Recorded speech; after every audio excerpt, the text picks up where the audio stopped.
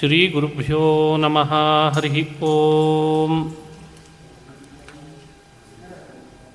ಶುದ್ಧಾನಂದೋರು ಸಂವಿದ್ಯುತಿಬಲಬಹುಲೌದಾರ್ಯವೀರ್ಯಾದಿದೇಹಂ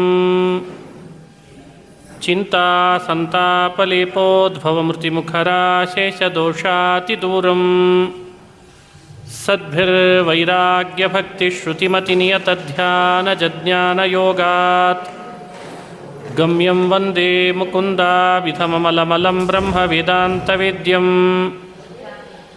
ಅಭ್ರಮಂ ಭಂಗರಹಿತಂ ಅಜಡಂ ವಿಮಲಂ ಸದಾ ಆನಂದತೀರ್ಥಮತುಳಂ ಭಜೆ ತಾಪತ್ರಯಾಪಹಂ ಮೂಕೋಪಿ ಯತ್ಪ್ರಸಾದೇನ ಮುಕುಂದಶಯನಾಯತೆ ರಾಜರಾಜಾಯತೆ ರಿಕ್ತೋ ರಾಘವೇಂದ್ರಂ ತಮಾಶ್ರಯೇ. ಆಪಾದಮೌಲಿಪರ್ಯಂತಂ ಗುರುಣಾಮಾಕೃತಿಂ ಸ್ಮರೇತ್ ತೇನ ವಿಘ್ನಾಃ ಪ್ರಣಶ್ಯಂತಿ ಸಿದ್ಧ್ಯಂತಿ ಚ ಮನೋರಥಾಃ. ಶ್ರೀ ಹರಿವಾಯು ಗುರುಗಳ ಚರಣಾರವಿಂದಗಳಲ್ಲಿ ಭಕ್ತಿಪೂರ್ವಕ ಪ್ರಣಾಮಗಳನ್ನು ಅರ್ಪಿಸಿ, ಧರ್ಮಕ್ಷೇತ್ರೇ ಕುರುಕ್ಷೇತ್ರೇ ಸಮವೇತಾಯುಯುತ್ಸವಃ ಮಾಮಕಾಃ ಪಾಂಡವಾಶ್ಚೈವ ಕಿಮಕುರ್ವತ ಸಂಜಯ. ಭಗವದ್ಗೀತೆಯ ಅರ್ಜುನ ವಿಷಾದ ಯೋಗವನ್ನು ಹಾಗೂ ಮಹಾಭಾರತದ ಬಗ್ಗೆ ಕೆಲವು ವಿಷಯಗಳನ್ನು ನಿನ್ನೆ ಹಂಚಿಕೊಂಡ್ವಿ. ಇವತ್ತು ಅರ್ಜುನ ವಿಷಾದ ಯೋಗದಲ್ಲಿ ಬರುವ ಮತ್ತಿಷ್ಟು ವಿಷಯಗಳನ್ನು ಚಿಂತನೆ ಮಾಡೋಣ. ಎರಡೂ ಸೇನೆಗಳ ಮಧ್ಯದಲ್ಲಿ ಕೃಷ್ಣ ರಥ ತಂದು ನಿಲ್ಲಿಸಿದ ಮೇಲೆ ಯಾರ್ಯಾರ ಜೊತೆಗೆ ಯುದ್ಧ ಮಾಡಬೇಕು ಅಂತ ನೋಡ್ತಾನೆ. ಯಾವದೇತಾನ್ ನಿರೀಕ್ಷೇಹಂ ಯೋದ್ಧು ಕಾಮಾನ್ ಅವಸ್ಥಿತಾನ್. ಯುದ್ಧ ಮಾಡುವ ಬಯಕೆಯಿಂದ ಯಾರೆಲ್ಲ ಬಂದಿದ್ದಾರೆ ಅವರನ್ನು ನೋಡಬೇಕು ಅಂತ ಬಯಸಿದ್ದ. ಅದಕ್ಕೆ ಕೃಷ್ಣ ಅವನಿಗೆ ಮಧ್ಯದಲ್ಲಿ ತಂದು ನಿಲ್ಲಿಸಿ ಯಾರನ್ನೆಲ್ಲ ನೋಡ್ತೀಯ ನೋಡು ಅಂತ ತೋರಿಸಿದ ಅಂತ ಪ್ರಸಂಗ ಬರ್ತದೆ. ಅದಕ್ಕಿಂತಲೂ ಪೂರ್ವದಲ್ಲಿ ಕೆಲವು ಸಂದರ್ಭಗಳನ್ನು ನಾವು ನೋಡಬೇಕು. ಶಂಖವನ್ನು ನಾದ ಮಾಡಿದರು ಅಂತ. ದುರ್ಯೋಧನಿಗೆ ಸಂತೋಷ ಆಗಬೇಕು, ಭಯ ಬಂದಿದೆ, ವಿಷಾದ ಆಗ್ತಾ ಇದೆ, ಅದು ಹೋಗಬೇಕು, ಅವನಿಗೆ ಸಂತೋಷ ಆಗಬೇಕು ಅಂತ ಭೀಷ್ಮಾಚಾರ್ಯರು ತಸ್ಯ ಸಂಜನಯನ್ ಹರ್ಷಂ ಕುರುವೃದ್ಧ ಪಿತಾಮಹಃ ಸಿಂಹನಾದಂ ವಿನದ್ಯೋಚ್ಚೈ ಶಂಖಂ ದಧ್ಮೌ ಪ್ರತಾಪವಾನ್ ಅಂತ ಭಗವದ್ಗೀತೆ. ದುರ್ಯೋಧನಿಗೆ ಸಂತೋಷ ಆಗಲಿ ಅನ್ನೋ ಕಾರಣಕ್ಕಾಗಿ ಸಿಂಹನಾದವನ್ನು ಮಾಡಿ ಶಂಖವನ್ನು ನಾದ ಮಾಡಿದರು. ಶಂಖನಾದ ಆಯಿತು, ಪಣವ, ಆನಕ, ಗೋಮುಖ ಅವುಗಳದ್ದೆಲ್ಲ ಧ್ವನಿ ಬಂತು. ತತಃ ಶಂಖಾಶ್ಚ ಭೇರ್ಯಶ್ಚ ಪಣವಾನಕ ಗೋಮುಖಾಃ ಸಹಸೈವಾಭ್ಯಹನ್ಯಂತ ಸಶಬ್ದಸ್ತುಮುಲೋಭವತ್. ಭೇರಿ, ಪಣವ, ಆನಕ ಅಂತ ಈ ವಾದ್ಯಗಳಲ್ಲೇ ಒಂದು ವಿಶೇಷವಾದ ವಾದ್ಯಗಳು. ಹಲಿಗೆ ಅಂತ ಹೇಳ್ತೇವೆ ನಾವು, ಢಕ್ಕ ಅಂತ ಹೇಳ್ತೀವಿ. ದೊಡ್ಡ ವಾದ್ಯಗಳು, ಅವುಗಳ ನಾದ ಆಯಿತು, ಶಬ್ದ ಎಲ್ಲೆಡೆಯಲ್ಲೂ ಕೂಡ ತುಂಬಿ ಪ್ರತಿಧ್ವನಿಸುವಂತ ಆಗ್ತದೆ. ಅದೇ ಸಮಯದಲ್ಲೇ 4 ಕುದುರೆಗಳ ರಥ, ಶ್ರೀಕೃಷ್ಣ ರಥದಲ್ಲಿ ಕುಳಿತಿದ್ದ, ಶಂಖನಾದ ಆತನೂ ಮಾಡಿದ ಅಂತ ಪಾಂಡವರ ಕಡೆ ಮೊದಲು ಶಂಖನಾದ ಮಾಡಲಿಕ್ಕೆ ಪ್ರಾರಂಭ ಮಾಡಿದ್ದು ಶ್ರೀಕೃಷ್ಣ ಅಂತ ಹೇಳ್ತದೆ. ಕೃಷ್ಣನಾದ ಮಾಡಿದ ಶಂಖದ ಹೆಸರು ಪಾಂಚಜನ್ಯ. ಅರ್ಜುನ ನಾದ ಮಾಡಿದ ಶಂಖದ ಹೆಸರು ದೇವದತ್ತ. ಭೀಮಸೇನ ನಾದ ಮಾಡಿದ ಶಂಖದ ಹೆಸರು ಪೌಂಡ್ರ ಅಂತ ಶಂಖ. ಪೌಂಡ್ರಂ ದಧ್ಮೌ ಮಹಾಶಂಖಂ ಭೀಮಕರ್ಮ ವೃಕೋದರ. ಭೀಮಸೇನನಿಗೆ ವೃಕೋದರ ಅಂತ ಕರೆದಿದ್ದಾರೆ. ವೃಕ ಅಂದರೆ ಭೀಮಸೇನನ ಉದರದಲ್ಲಿದ್ದ ಜಠರಾಗ್ನಿಗೆ ವೃಕ ಅಂತ ಹೆಸರಿದೆ ಅಂತೆ. ಪ್ರಪಂಚವನ್ನೆಲ್ಲ ನುಂಗಿದರೂ ಕೂಡ ಭೀಮಸೇನನಿಗೆ ಅಜೀರ್ಣ ಆಗಲ್ಲ, ಅದನ್ನು ಜೀರ್ಣ ಮಾಡಿ ಒಗಿತದಂತೆ. ಹಾಗಾಗಿ ಆತನಿಗೆ ವೃಕೋದರ ಅಂತ ಹೆಸರು ಬಂತು. ಅವನು ನಾದ ಮಾಡಿದ ಶಂಖ ಪೌಂಡ್ರ ಅಂತ ಹೇಳ್ತಾರೆ. ಅನಂತ ವಿಜಯ ಅನ್ನೋ ಶಂಖವನ್ನು ಧರ್ಮರಾಜ ನಾದ ಮಾಡಿದ. ಸುಘೋಷ ಮತ್ತು ಮಣಿಪುಷ್ಪ ಅಂತ 2 ಶಂಖಗಳನ್ನು ನಕುಲ ಸಹದೇವರು ಅವರು ನಾದ ಮಾಡಿದ್ದಾರೆ. ಹೀಗೆ ಶಂಖ ಪಾಂಡವರ ಕಡೆ ಇದ್ದದ್ದು ಯಾವ್ಯಾವುದು ಅನ್ನೋ ಹೆಸರನ್ನು ಕೂಡ ಭಗವದ್ಗೀತೆಯಲ್ಲಿ ಉಲ್ಲೇಖ ಮಾಡಿದ್ದನ್ನು ನೋಡ್ತೇವೆ. ಕೃಷ್ಣನ ಶಂಖ, ಧರ್ಮರಾಜನ ಶಂಖ, ನಕುಲ ಸಹದೇವರು, ಭೀಮ ಹಾಗೂ ಅರ್ಜುನನ ಶಂಖವನ್ನು ವಿವರಣೆ ಕೊಟ್ಟು, ಉಳಿದವರು ಕಾಶ್ಯ, ಶಿಖಂಡಿ, ಧೃಷ್ಟದ್ಯುಮ್ನ, ದೃಪದ, ದ್ರೌಪದೇಯರು ಅವರೆಲ್ಲರೂ ಕೂಡ ಪ್ರತ್ಯೇಕ ಶಂಖಗಳನ್ನು ನಾದ ಮಾಡಿದರು ಅಂತ ಇಷ್ಟೇ ಹೇಳ್ತಾರೆ ಹೊರತು ಅವರೆಲ್ಲರ ಶಂಖಗಳ ಪಟ್ಟಿಯನ್ನು ವೇದವ್ಯಾಸರು ಉಲ್ಲೇಖ ಮಾಡಲಿಲ್ಲ. ಪ್ರಧಾನರ ಶಂಖವನ್ನು ಮಾತ್ರ ಹೆಸರು ಹಿಡಿದು ಉಲ್ಲೇಖ ಮಾಡಿ, ಆ ಶಬ್ದ ಪಾಂಡವರ ಕಡೆ ಶಂಖನಾದ ಆದದ್ದರ ಶಬ್ದ ಇತ್ತಲ್ಲ, ಅದು ಯುದ್ಧದ ಪ್ರಾರಂಭದಲ್ಲಿ ಶಂಖನಾದ ಅವರ ಹೃದಯವನ್ನೇ ಎಲ್ಲೋ ಒಂದು ಕಡೆಯಿಂದ ಧಾರಣ ಮಾಡಿದಂತಾಯ್ತಂತೆ. ಹೃದಯ ನಿವ್ಯದಾರಯತ್, ಇಂಥ ಶಂಖನಾದ ಮಾಡಿದ್ದಾರೆ ಅಂತಿದೆ.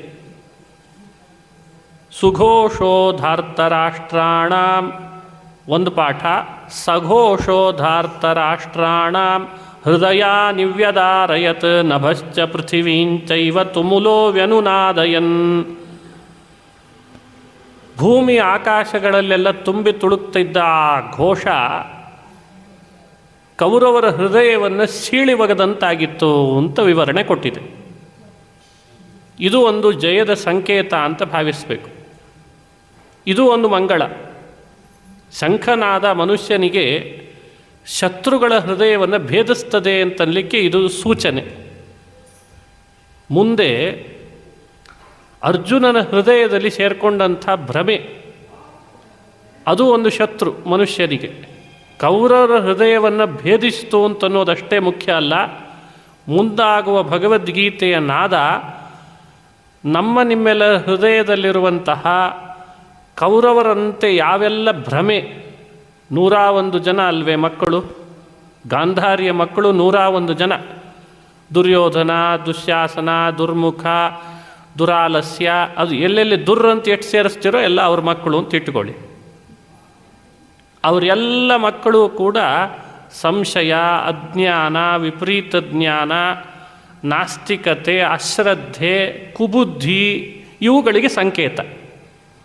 ಹಾಗಾಗಿ ಅವರ ಹೃದಯವನ್ನು ಧಾರಿಸುವ ಶಬ್ದ ಅಂತ ಇಲ್ಲಿ ಹೇಳಿದ್ರಿಂದ ನಿಮ್ಮೆಲ್ಲರ ಒಳಗೆ ಸಂಶಯ, ವಿಪರೀತ ಜ್ಞಾನ, ಕುಬುದ್ಧಿ, ದುರಾಲೋಚನೆಗಳು ಅನ್ನೋ ಕೌರವರು ಈ ಶಂಖನಾದದಿಂದ ಸೀಳಿದಂತೆ ಕೃಷ್ಣನ ಭಗವದ್ಗೀತೆಯ ನಾದದಿಂದ ಸೀಳಿ ಹೋಗ್ತದೆ ಅನ್ನೋ ಸೂಚನೆಯನ್ನು ಇಲ್ಲಿ ಕೊಡ್ತಾರೆ ಅಂತ ಅರ್ಥ. ಇದು ಇದರ ಮಹತ್ವ. ಹಾಗಾಗಿ ಶಂಖನಾದ ಹೃದಯಾನಿ ವ್ಯದಾರಯತ್ ಸಶಬ್ದ ಸಘೋಷ ನಭಶ್ಚ ಪೃಥಿವೀಂಚೈವ ಅಂತಂದಿದ್ದಾರೆ. ನಭ ಅಂದರೆ ಆಕಾಶ, ಪೃಥಿವಿ ಅಂದರೆ ಭೂಮಿ. ಭೂಮ್ಯಾಕಾಶಗಳಲ್ಲಿ ಆ ಶಬ್ದ ಮೊಳಗುತ್ತಿತ್ತಂತೆ, ಧ್ವನಿಸ್ತಿತ್ತಂತೆ. ಅಂಥ ಶಂಖನಾದ ಅಂತ. ಭಗವದ್ಗೀತೆಯೂ ಕೂಡ ಹಾಗೇ ಇದೆ. ಬರೀ ಭೂಮಿಯಲ್ಲಿರೋರಿಗಷ್ಟೇ ಭಗವದ್ಗೀತೆ ಅಲ್ಲ, ದೇವಲೋಕದಲ್ಲಿರೋರಿಗೂ ಭಗವದ್ಗೀತೆಯ ನಾದ ಹೋಗಿದೆ. ಹಾಗಾಗಿ ನಭಶ್ಚ ಪೃಥಿವೀಂಚೈವ ಅಂತನ್ನೋದು ಅದು ಭಗವದ್ಗೀತೆಯ ನಾದ ಎಲ್ಲೆಡೆಯಲ್ಲಿಯೂ ಕೂಡ ತುಂಬುವಂತಾಗಿದೆ ಅನ್ನೋದ್ರ ಧ್ವನಿ ಇಲ್ಲಿ ನಾವು ಅನುಸಂಧಾನ ಮಾಡಬೇಕು. ಮುಂದಿನ ಸಂದರ್ಭ ಮಧ್ಯದಲ್ಲಿ ಒಂದು ಸಲ ಸಂಜಯ ಉವಾಚ ಬರ್ತದೆ. ಸಂಜಯ ಹೇಳ್ದ, ಏವ ಮುಕ್ತೋ ಋಷಿಕೇಶೋ ಗುಡಾಕೇಶೇನ ಭಾರತ ಸೇನಯೋರುಭಯೋರ್ಮಧ್ಯೆ ಸ್ಥಾಪಯಿತ್ವಾ ರಥೋತ್ತಮಂ ಅಂತ ಇದು ಸಂಜಯನ ಮಾತು ಅಂತ ಉದಾಹರಿಸಿದ್ದಾರೆ. ಅದಕ್ಕಿಂತ ಮೊದಲು ಬಂದದ್ದು ಅರ್ಜುನನ ಮಾತು. ಯಾರನ್ನೆಲ್ಲ ನಾನು ನೋಡಬೇಕು, ಯಾರು ಯುದ್ಧ ಮಾಡ್ತಾರೆ ಅಂತ ಅವನು ಹೇಳ್ದ. ಆಮೇಲೆ ಸಂಜಯ್ ಹೇಳ್ದ. ಸಂಜಯ್ ಹೇಳುವಾಗ ಅರ್ಜುನನ ಬಗ್ಗೆ ಗುಡಾಕೇಶ ಅಂತ ಒಂದು ಶಬ್ದ ಹಾಕಿದ. ಇದು ಮಹಾಭಾರತದಲ್ಲಿ ಅಲ್ಲಲ್ಲಲ್ಲಿ ಅರ್ಜುನನ ವಿಷಯದಲ್ಲಿ ಈ ಶಬ್ದ ಆಡ್ತಾರೆ. ಅರ್ಜುನನಿಗೆ ಈ ಹೆಸರು ಯಾಕೆ ಬಂತು? ಸಂಸ್ಕೃತದಲ್ಲಿ ಗುಡಾಕ ಅಂತ ಆಕಾರ ಅಂತ ಸ್ತ್ರೀಲಿಂಗ ಶಬ್ದ ನಿದ್ರೆಯನ್ನು ಹೇಳ್ತದೆ. ಗುಡಾಕಾತು ನಿದ್ರಾ ಪ್ರೋಕ್ತ ಅಂತ ಹೇಳ್ತಾರೆ. ಗುಡಾಕ ಅಂದರೆ ನಿದ್ರೆ, ಕನ್ಫ್ಯೂಸ್ ಮಾಡ್ಕೋಬಾರ್ದು ನಾವು. ಈಶ ಅಂದರೆ ಅದನ್ನು ನಿಯಂತ್ರಿಸಿದ್ದ ಅಂತ ಅರ್ಥ. ಅದಕ್ಕೆ ಈ ಅರ್ಜುನನಿಗೆ ಗುಡಾಕೇಶ ಅಂತ ಹೆಸರು ಬಂತಂತೆ. ನಿದ್ರೆ ನಿಯಂತ್ರಿಸಿದವ ಅನ್ನೋ ಅರ್ಥದಲ್ಲಿ ಗುಡಾಕೇಶ. ಅವನಿಗೆ ಸಾರಥಿಯಾಗಿದ್ದವನು ಹೃಷಿಕೇಶ ಅಂತ ಮುಂದೆ ಇಲ್ಲೇ ಬರ್ತದಲ್ಲ ಭಗವದ್ಗೀತೆಯಲ್ಲಿ. ಇಂದ್ರಿಯಗಳನ್ನು ನಿಯಂತ್ರಿಸಿದವನು ಹೃಷಿಕೇಶ. ಹೃಷಿಕಾಣಿ ಇಂದ್ರಿಯಾಣಿ. ಹೃಷಿಕ ಅಂದರೆ ಇಂದ್ರಿಯ ಅಂತ ಅರ್ಥ. ಇಂದ್ರಿಯಗಳನ್ನು ನಿಯಮನ ಮಾಡೋನು ಹೃಷಿಕೇಶ, ನಿದ್ರೆಯನ್ನು ನಿಯಂತ್ರಿಸಿದವನು ಗುಡಾಕೇಶ. ಈ ಎರಡು ಶಬ್ದಗಳನ್ನು ಚೆನ್ನಾಗಿ ನಾವು ಅನುಸಂಧಾನ ಮಾಡಲೇಬೇಕಿಲ್ಲಿ. ಅರ್ಜುನನಿಗೆ ರಾತ್ರಿ ಊಟಕ್ಕೆ ಹಾಕೋದು ಬೇಡ ಅಂದಿದ್ರಂತೆ ದ್ರೋಣಾಚಾರ್ಯರು ಗುರುಕುಲ ವಾಸ ಮಾಡುವಾಗ. ಸರಿ ಅಂತ ಅವನಿಗೆ ಬೆಳಗ್ಗೆ ಊಟಕ್ಕೆ ಹಾಕ್ತಿತ್ತು ಯಾವಾಗಲೂ. ರಾತ್ರಿ ಅಂದರೆ ಕತ್ಲಾದ ಮೇಲೆ ಏನಿದ್ರೂ ಕೆಲಸ ಬೆಳಕಿದ್ದಾಗಲೇ ಆಗಬೇಕು ಅಂತ. ಒಂದು ಸಲ ಹಚ್ಚಿಟ್ಟ ದೀಪ ಗಾಳಿಗೆ ಆರು ಹೋಯ್ತು. ಕತ್ಲಾಗಿತ್ತು, ದೀಪ ಹಚ್ಚಿದ್ರು, ಗಾಳಿಗೆ ಆರು ಹೋಯ್ತು. ಏನೋ ತಿಂತಾ ಇದ್ದ. ತಿನ್ನುವಾಗ ದೀಪ ಆರಿದ ಮೇಲೆ ಬಾಯಲ್ಲಿ ತುತ್ತಿಟ್ಕೊಳ್ಬೇಕೋ ಬೇಡವೋ? ದೀಪ ಆರುವ ಸಮಯದಲ್ಲಿಯೂ ಕೂಡ ತುತ್ತು ಬಾಯಿಗೆ ಹೋಗ್ತಾ ಇತ್ತಂತೆ. ಅರ್ಜುನನ ಮನಸ್ಸಿನಲ್ಲಿ ಯೋಚನೆ ಶುರುವಾಯಿತು. ಏನು ಯೋಚನೆ? ಅರೆ, ದೀಪ ಇದ್ದಾಗಲೂ ತುತ್ತು ಬಾಯಿಗೆ ಹೋಗ್ತದೆ, ದೀಪ ಇಲ್ದಿದ್ದಾಗಲೂ ತುತ್ತು ಬಾಯಿಗೆ ಹೋಗ್ತದೆ ಅಂದರೆ ಬಿಲ್ಲಿಗೆ ಹೂಡಿದ ಬಾಣ ಮಾತ್ರ ಬೆಳಕಿದ್ದಾಗಲೇ ಗುರಿ ಯಾಕೆ ಮುಟ್ಟಬೇಕು, ಬೆಳಕಿಲ್ಲದೆ ಇದ್ದಾಗ ಯಾಕೆ ಮುಟ್ಟಬಾರ್ದು ಅಂತ ಯೋಚನೆ ಮಾಡಿದ್ದಂತೆ. ಬಿಲ್ಲಿಗೆ ಬಾಣ ಹೂಡಿದಾಗ ಬೆಳಕಿದ್ರೆ ಮಾತ್ರ ಗುರಿ ಮುಟ್ತದೆ. ಹಾಗಾಗಬಾರ್ದು ಇನ್ಮೇಲೆ. ಬೆಳಕಿದ್ರೂ ಬಿಲ್ಲಿಗೆ ಹೂಡಿದ ಬಾಣ ಗುರಿ ಮುಟ್ಟಬೇಕು, ಬೆಳಕಿಲ್ದಿದ್ರೂ ಬಿಲ್ಲಿಗೆ ಹೂಡಿದ ಬಾಣ ಗುರಿ ಮುಟ್ಟಬೇಕು. ಹಾಗೆ ನನ್ನ ಅಭ್ಯಾಸ ನಡಿಬೇಕು ಅಂತ ಅವನ ಯೋಚನೆ ಬಂದು ಹಗಲು ಶಸ್ತ್ರಾಭ್ಯಾಸ ಮಾಡ್ತಿದ್ದ ಅರ್ಜುನ ನಿದ್ರೆ ಬಿಟ್ಟು ರಾತ್ರಿ ಶಸ್ತ್ರಾಭ್ಯಾಸ ಶುರು ಮಾಡಿದ್ನಂತೆ. ನಿದ್ರೆ ಬಿಟ್ಟಿದ್ದಕ್ಕೆ ಅವನಿಗೇನಂತ ಹೆಸರು ಬಂತು? ಗುಡಾಕೇಶ ಅಂತ ಹೆಸರು ಬಂತು. ಅಸಾಧಾರಣ್ಯೇನ ವ್ಯಪದೇಶಾಃ ಭವಂತಿ. ಹೆಸರುಗಳು ಸಣ್ಣ ಕಾರಣದಿಂದ ಇನ್ನೊಬ್ಬರನ್ನು ಗುರುತಿಸೋದಲ್ಲಂತೆ. ಅಸಾಧಾರಣ ಕಾರಣ ಇದೆ, ಆದ್ದರಿಂದ ಆ ಹೆಸರುಗಳಿಂದ ಗುರುತಿಸ್ತಿರ್ತಾರೆ. ನಿದ್ರೆ ಬಿಡೋದು ಅನ್ನೋ ಅಷ್ಟೇ ಅರ್ಥಕ್ಕೆ ಸೀಮಿತ ಮಾಡಿದರೆ ಆ ಶಬ್ದವನ್ನು. ಇತ್ತೀಚೆಗೆ ನಿದ್ರೆ ಬಿಡೋರು ಜಾಸ್ತಿ ಆಗಿದ್ದಾರೆ. ಹೆಂಡದ ರೇಟ್ ಜಾಸ್ತಿ ಆದರೂ ಕೂಡ ನಿದ್ರೆ ಬಿಡೋರು ಜಾಸ್ತಿ ಆದ್ರಲ್ವೇ? ಹೆಚ್ಚು ಟ್ಯಾಕ್ಸ್ ತುಂಬೋದು ಯಾವುದರಿಂದ? ಮದ್ಯದಿಂದ. ನಿದ್ರೆ ಬಿಡೋದು ಅದರ ಕಾರಣದಿಂದಲೇ ಬಿಡ್ತಾರೆ. ಆವಾಗ ಅವರೆಲ್ಲರೂ ಗುಡಾಕೇಶರಾಗ್ತಾರಾ? ಅತಿ ಪ್ರಸಕ್ತಿ, ಅತಿ ವ್ಯಾಪ್ತಿ. ಹಾಗಾಗಿ ಗುಡಾಕೇಶ ಅನ್ನೋ ಶಬ್ದವನ್ನು ಎಕ್ಸ್ಪ್ಲೇನ್ ಮಾಡಬೇಕಾದ್ರೆ ಬರೀ ನಿದ್ರೆ ಬಿಟ್ಟಿದ್ದ ಅಂತ ಅರ್ಥ ಅಲ್ಲ.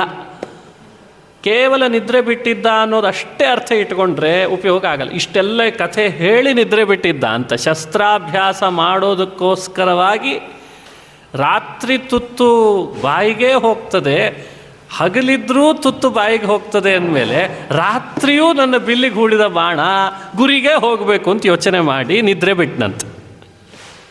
ಇಷ್ಟು ಕಥೆ ಹೇಳಿ ಗುಡಾಕೇಶ ಅನ್ನೋ ಅನುಸಂಧಾನ ಮಾಡಬೇಕು. ಆವಾಗ ಅಸಾಧಾರಣ್ಯೇನ ವ್ಯಪದೇಶಾಃ ಭವಂತಿ ಅನ್ನೋದು ಸರಿ ಹೋಗ್ತದೆ. ಹಾಗಾಗಿ ನಾವು ಅರ್ಜುನನ ಈ ಗುಡಾಕೇಶತೆಯಿಂದ ಒಂದು ಅರ್ಥ ಮಾಡಿಕೊಳ್ಬೇಕಾದದ್ದಿದೆ. ಭಗವದ್ಗೀತೆಗೆ ಅಧಿಕಾರಿ ಯಾರು? ಇದು ಬಹಳ ಮಹತ್ತರವಾದ ಸಂಗತಿ. ಭಾಗವತಕ್ಕೆ ಅಧಿಕಾರಿ ಯಾರು? ವೇದವ್ಯಾಸರು ಹೇಳುವಾಗ ನಿರ್ಮತ್ಸರಾಣಾಂ ಸತಾಂ ವೇದ್ಯಂ ವಾಸ್ತವಮತ್ರ ವಸ್ತು ಶಿವದಂ, ಅಲ್ಲಿ ನಿರ್ಮತ್ಸರಾಣಾಂ ಅಂತ ಒಂದು ಶಬ್ದದಿಂದ ಭಾಗವತದ ಅಧಿಕಾರಿ ಅಂತ ವಿವರಣೆ ಕೊಟ್ಟರು ವ್ಯಾಸರು. ಭಾಗವತದ ಅಧಿಕಾರಿ ಮಾತ್ಸರ್ಯ ಯಾರು ಬಿಟ್ಟಿರ್ತಾರೋ ಅಂಥ ಸಜ್ಜನರು ಅಂತ. ಹಾಗೆ ಭಗವದ್ಗೀತೆ ಅಧಿಕಾರಿ ಯಾರು? ಅದಕ್ಕೆ ವಿವರಣೆ ಕೊಡಬೇಕಿತ್ತು. ಅದಕ್ಕೆ ಪ್ರಾಯ ಗುಡಾಕೇಶೇನ ಭಾರತ ಅಂತಂದ್ರಂತೆ. ಯಾರು ನಿದ್ರೆ ಬಿಟ್ಟು ಅಭ್ಯಾಸ ಮಾಡಬೇಕು ಅಂತ ಪ್ರಯತ್ನ ಪಡ್ತಾರೆ ಅರ್ಜುನನಂತೆ, ಅವರೆಲ್ಲ ಭಗವದ್ಗೀತೆಗೆ ಅಧಿಕಾರಿ ಅಂತ ಅರ್ಥ. ಯಾಕೆಂದರೆ ಗೀತೆಯಲ್ಲಿ ಹೇಳಿದ್ದೇನು? ನಿಷ್ಕಾಮ ಕರ್ಮಯೋಗ. ಮುಂದೆ ಉಪದೇಶದಲ್ಲಿ ಬಂದದ್ದು ಯೋಗ. ಯೋಗದ ಉಪದೇಶ ಭಗವದ್ಗೀತೆಯ ಸಾರ ಆಗಿದೆ. ಯೋಗ ಅಂದ್ರೇನು? ಪ್ರಾಣಾಯಾಮ ಅಂತ ಇಷ್ಟೇ ಅಲ್ಲ,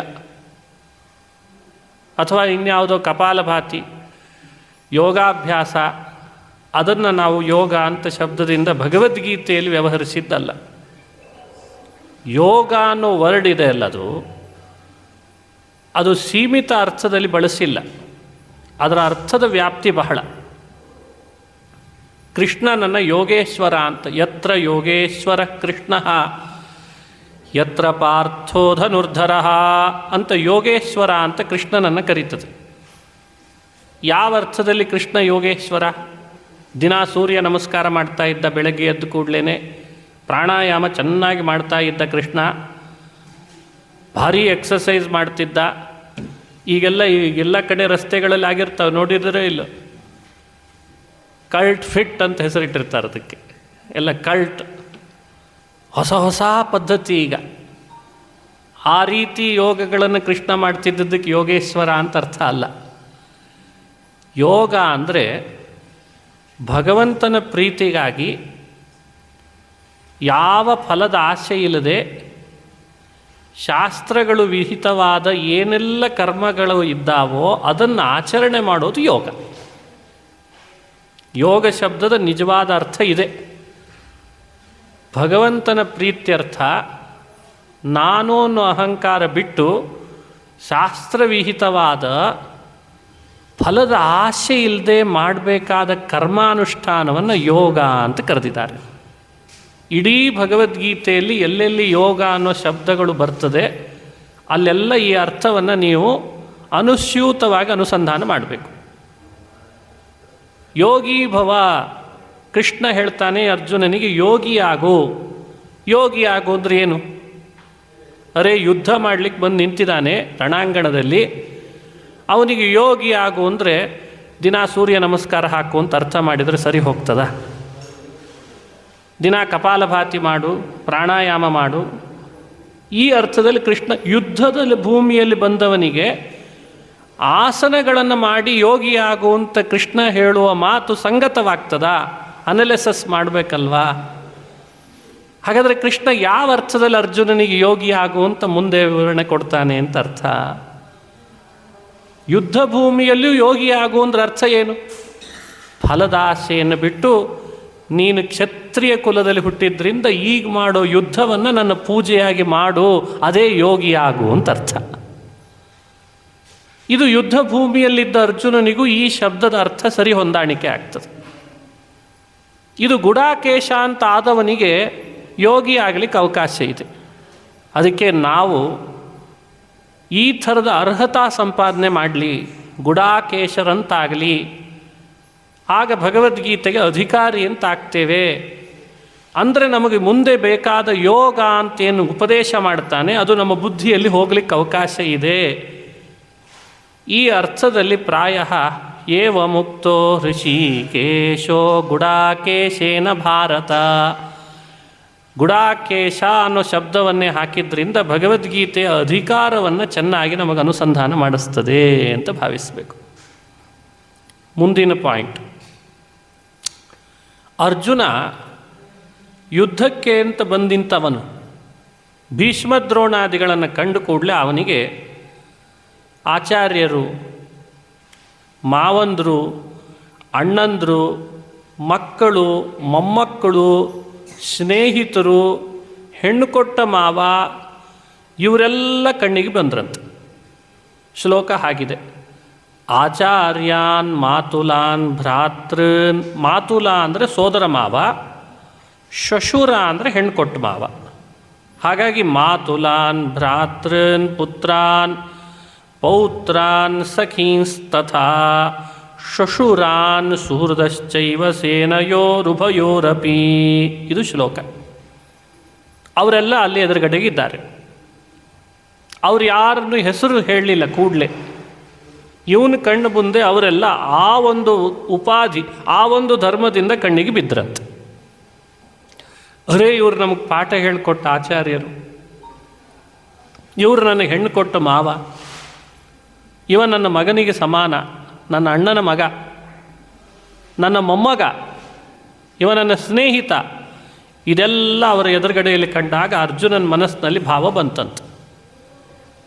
ಈ ಭಾವವನ್ನು ಈ ಅರ್ಥದಲ್ಲಿ ಹೇಳ್ತದೆ ಭಗವದ್ಗೀತೆ. ಈ ಶಬ್ದದಿಂದ ವಿವರಣೆ ಕೊಟ್ಟಿದೆ. ಅವರನ್ನೆಲ್ಲ ನೋಡಿದ ಅರ್ಜುನನಿಗೆ ಯುದ್ಧ ಬೇಡ ಅನ್ನಿಸ್ತು. ಯಾಕೆ ಅನ್ನಿಸ್ತು ಯುದ್ಧ ಬೇಡ ಅಂತ? ಯುದ್ಧ ಮಾಡಲೇಬೇಕು ಅಂತ ಹೇಳಿ ಹಿಂದೆಲ್ಲ ಸಾಕಷ್ಟು ಕಸರತ್ತು ನಡೆದಿದೆ. ಮಹಾಭಾರತದ ಕಥೆ ಕೇಳಿದಾಗ ಗೊತ್ತಾಗ್ತಾ ಇದೆ. ಈಗ ಅವನಿಗೆ ಬೇಡ ಅನ್ನಿಸ್ತಾ ಇದೆ. ಅದಕ್ಕೆ ಭಗವದ್ಗೀತೆ ಕೊಡುವ ಕಾರಣ ಶಬ್ದ ಏನು? ಮೊದಲು ಕೃಪಯಾ ಪರಯಾ ವಿಷ್ಟೋ ವಿಷೀದನ್ನಿದಮಬ್ರವೀತ್. ಇದೊಂದು ಕಠಿಣ ಪದ. ವಿಷೀದನ್ನಿದಮಬ್ರವೀತ್.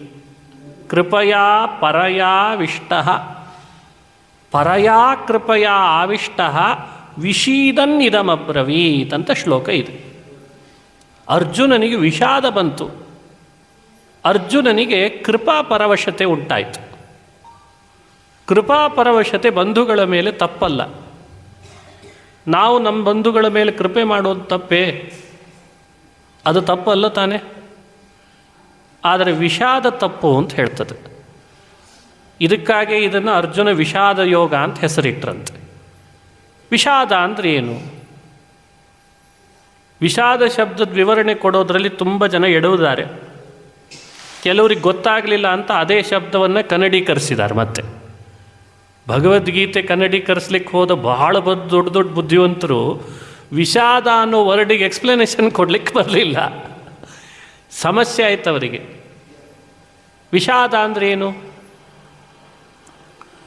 ಮೋಹ ನಿಮಿತ್ತಕವಾಗಿ ಶೋಕದಿಂದ ಬರುವ ಮನೋವೈಕ್ಲಿಪ್ತಿಯನ್ನು ವಿಷಾದ ಅಂತ ಕರೆದಿದ್ದಾರೆ ಮಂತ್ರಾಲಯ ಪ್ರಭುಗಳು.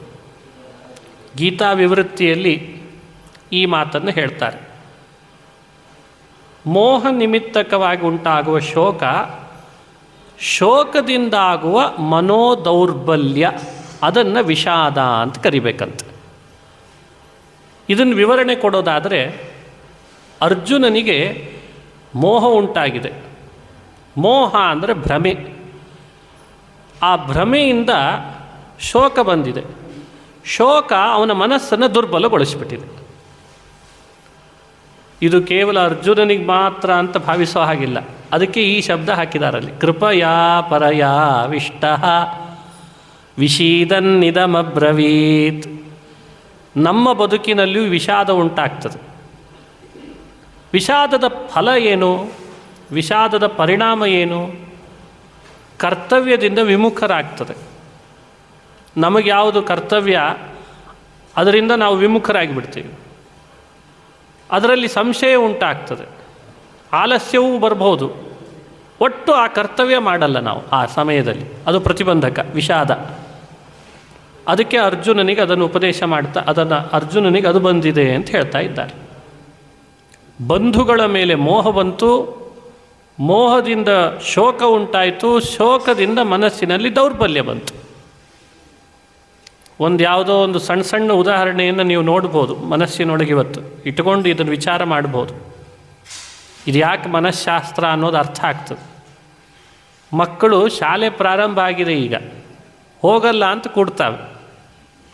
ಯಾಕೆ ಹೋಗಲ್ಲ ಅಂತ ಕೊಡ್ತಾವೆ ಅಂತ ಕೇಳಿದ್ರೆ ಏನು ಹೇಳ್ತೀರಿ? ಸರಿ, ಒಂದು ಹಂತದ ಬೆಳವಣಿಗೆ ಆಯಿತು, ಆಫೀಸಿಗೆ ಹೋಗಬೇಕು, ಹೋಗಲ್ಲ ಅಂತ ಕೊಡ್ತಾರೆ. ಯಾಕೆ ಹೋಗಲ್ಲ ಅಂತ ಕೊಡಿದ್ರೆ ಏನು ಹೇಳ್ತೀರಿ? ಸರಿ, ಆಗತಾನೆ ಮದುವೆ ಆಗಿದೆ. ಮದುವೆ ಆಗಿಯೂ ಕೂಡ ವಿವಾಹಿತ ದಂಪತಿಗಳು ಆ ದಾಂಪತ್ಯದಿಂದ ಸಿಗಬೇಕಾದ ಫಲ ಏನು ಅಂತ ಗೊತ್ತಿದ್ರೂ ಅದರಲ್ಲಿ ಪ್ರವೃತ್ತಿ ಮಾಡಲ್ಲ. ಯಾಕೆ ಅಂತ ಕೇಳಿದ್ರೆ ಏನು ಹೇಳ್ತೀರಿ? ಹುಡುಕಬೇಕಲ್ವ ಕಾರಣವನ್ನು.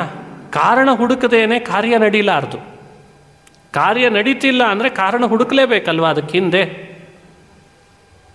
ಲೋಕದೊಳಗೆ ಅವನಿಗೆ ಅಂತ ವಿಹಿತ ಕರ್ತವ್ಯದ ಪ್ರಜ್ಞೆ ಇದ್ದವನು ಕೂಡ ಅದನ್ನು ಮಾಡ್ತಾ ಇಲ್ಲ ಅಂದರೆ ಅದ್ರ ಹಿಂದೆ ಕಾರಣ ಇರಬೇಕಲ್ವಾ.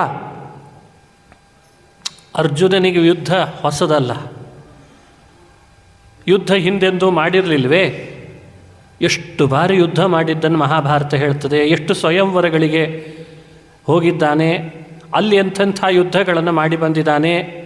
ಮಹಾಭಾರತದ ಕಥೆನೇ ಇದೇನು ಮೊದಲನೇ ಯುದ್ಧ ಅಲ್ಲ, ಅನೇಕ ಬಾರಿ ಯುದ್ಧ ಮಾಡಿದ್ದಾನೆ.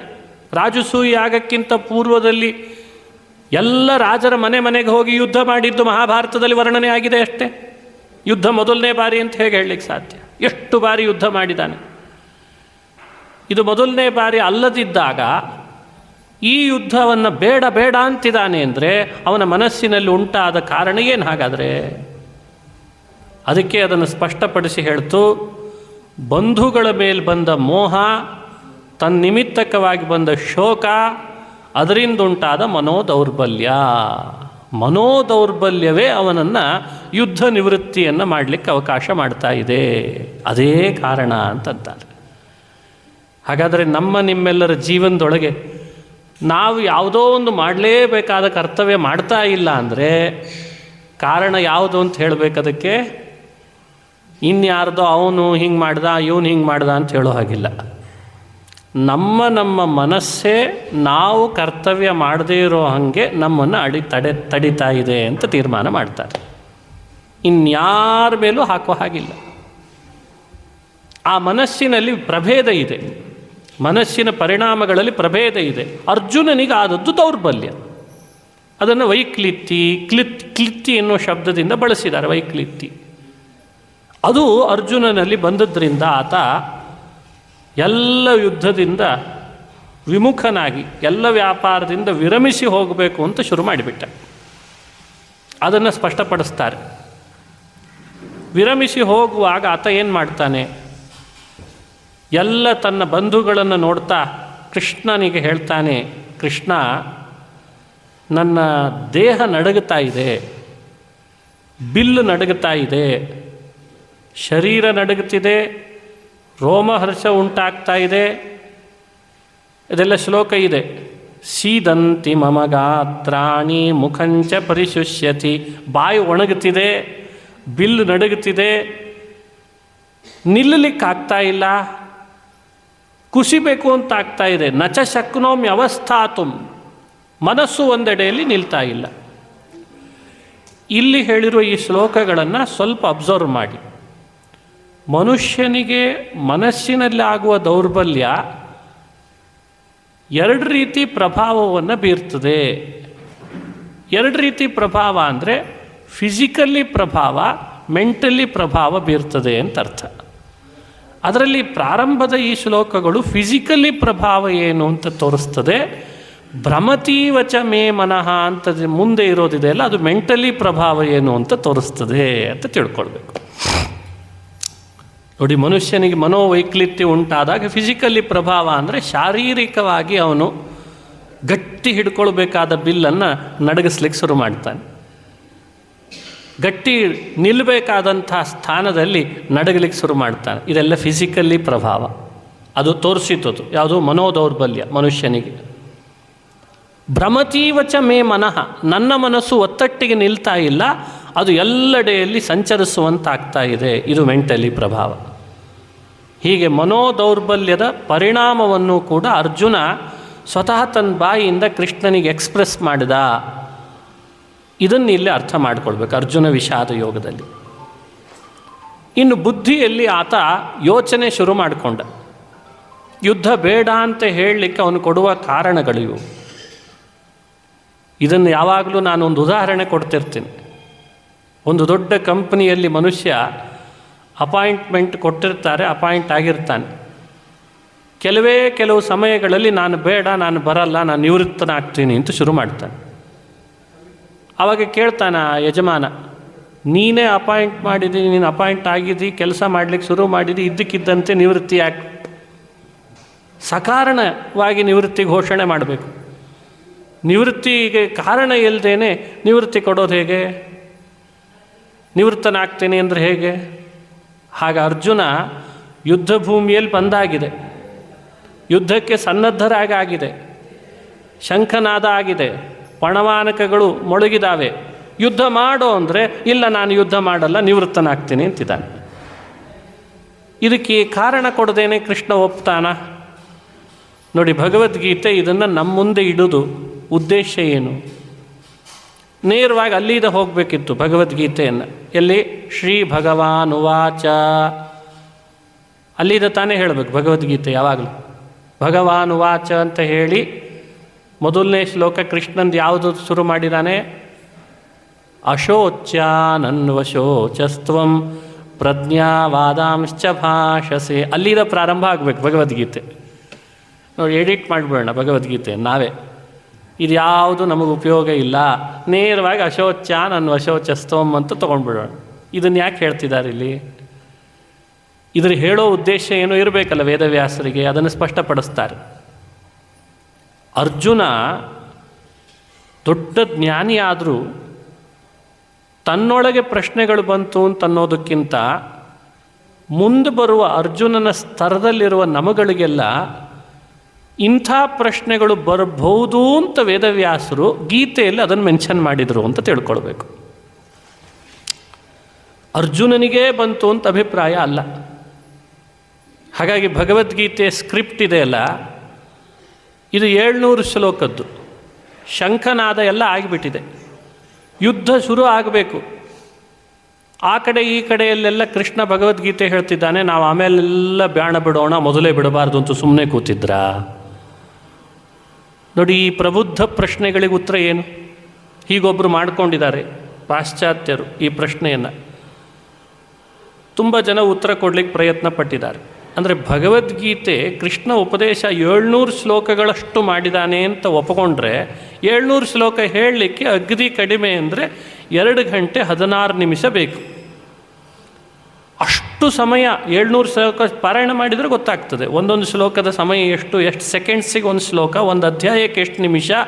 700 ಶ್ಲೋಕ 18 ಅಧ್ಯಾಯ ನೀವು ಮುಗಿಸ್ರಿ, ನೋಡೋಣ ಎಷ್ಟು ತಾಸು ಬೇಕಾಗ್ತದೆ ಗೊತ್ತಾಗ್ತದೆ. ಈಗ ಅಷ್ಟು ಸಮಯ ಶಂಖನಾದ ಆದಮೇಲೆ ಕೃಷ್ಣ ಹೇಳಲಿಕ್ಕೆ ಪ್ರಾರಂಭ ಮಾಡಿದ್ದಾನೆ ಅಂತಾದರೆ ಅವರೆಲ್ಲ ಬಾಣ ಬಿಡದೇನೆ, ಅಯ್ಯೋ ಉಪದೇಶ ನಡೆದಿದೆ, ಪ್ರವಚನ ನಡೀತಾ ಇದೆ ಕೃಷ್ಣಂದು, ನಾವು ಯಾರಾದರೂ ಬಾಣ ಬಿಡಬಾರ್ದು ಅಂತ ಸುಮ್ಮನೆ ಕೂತಿದ್ರಾ?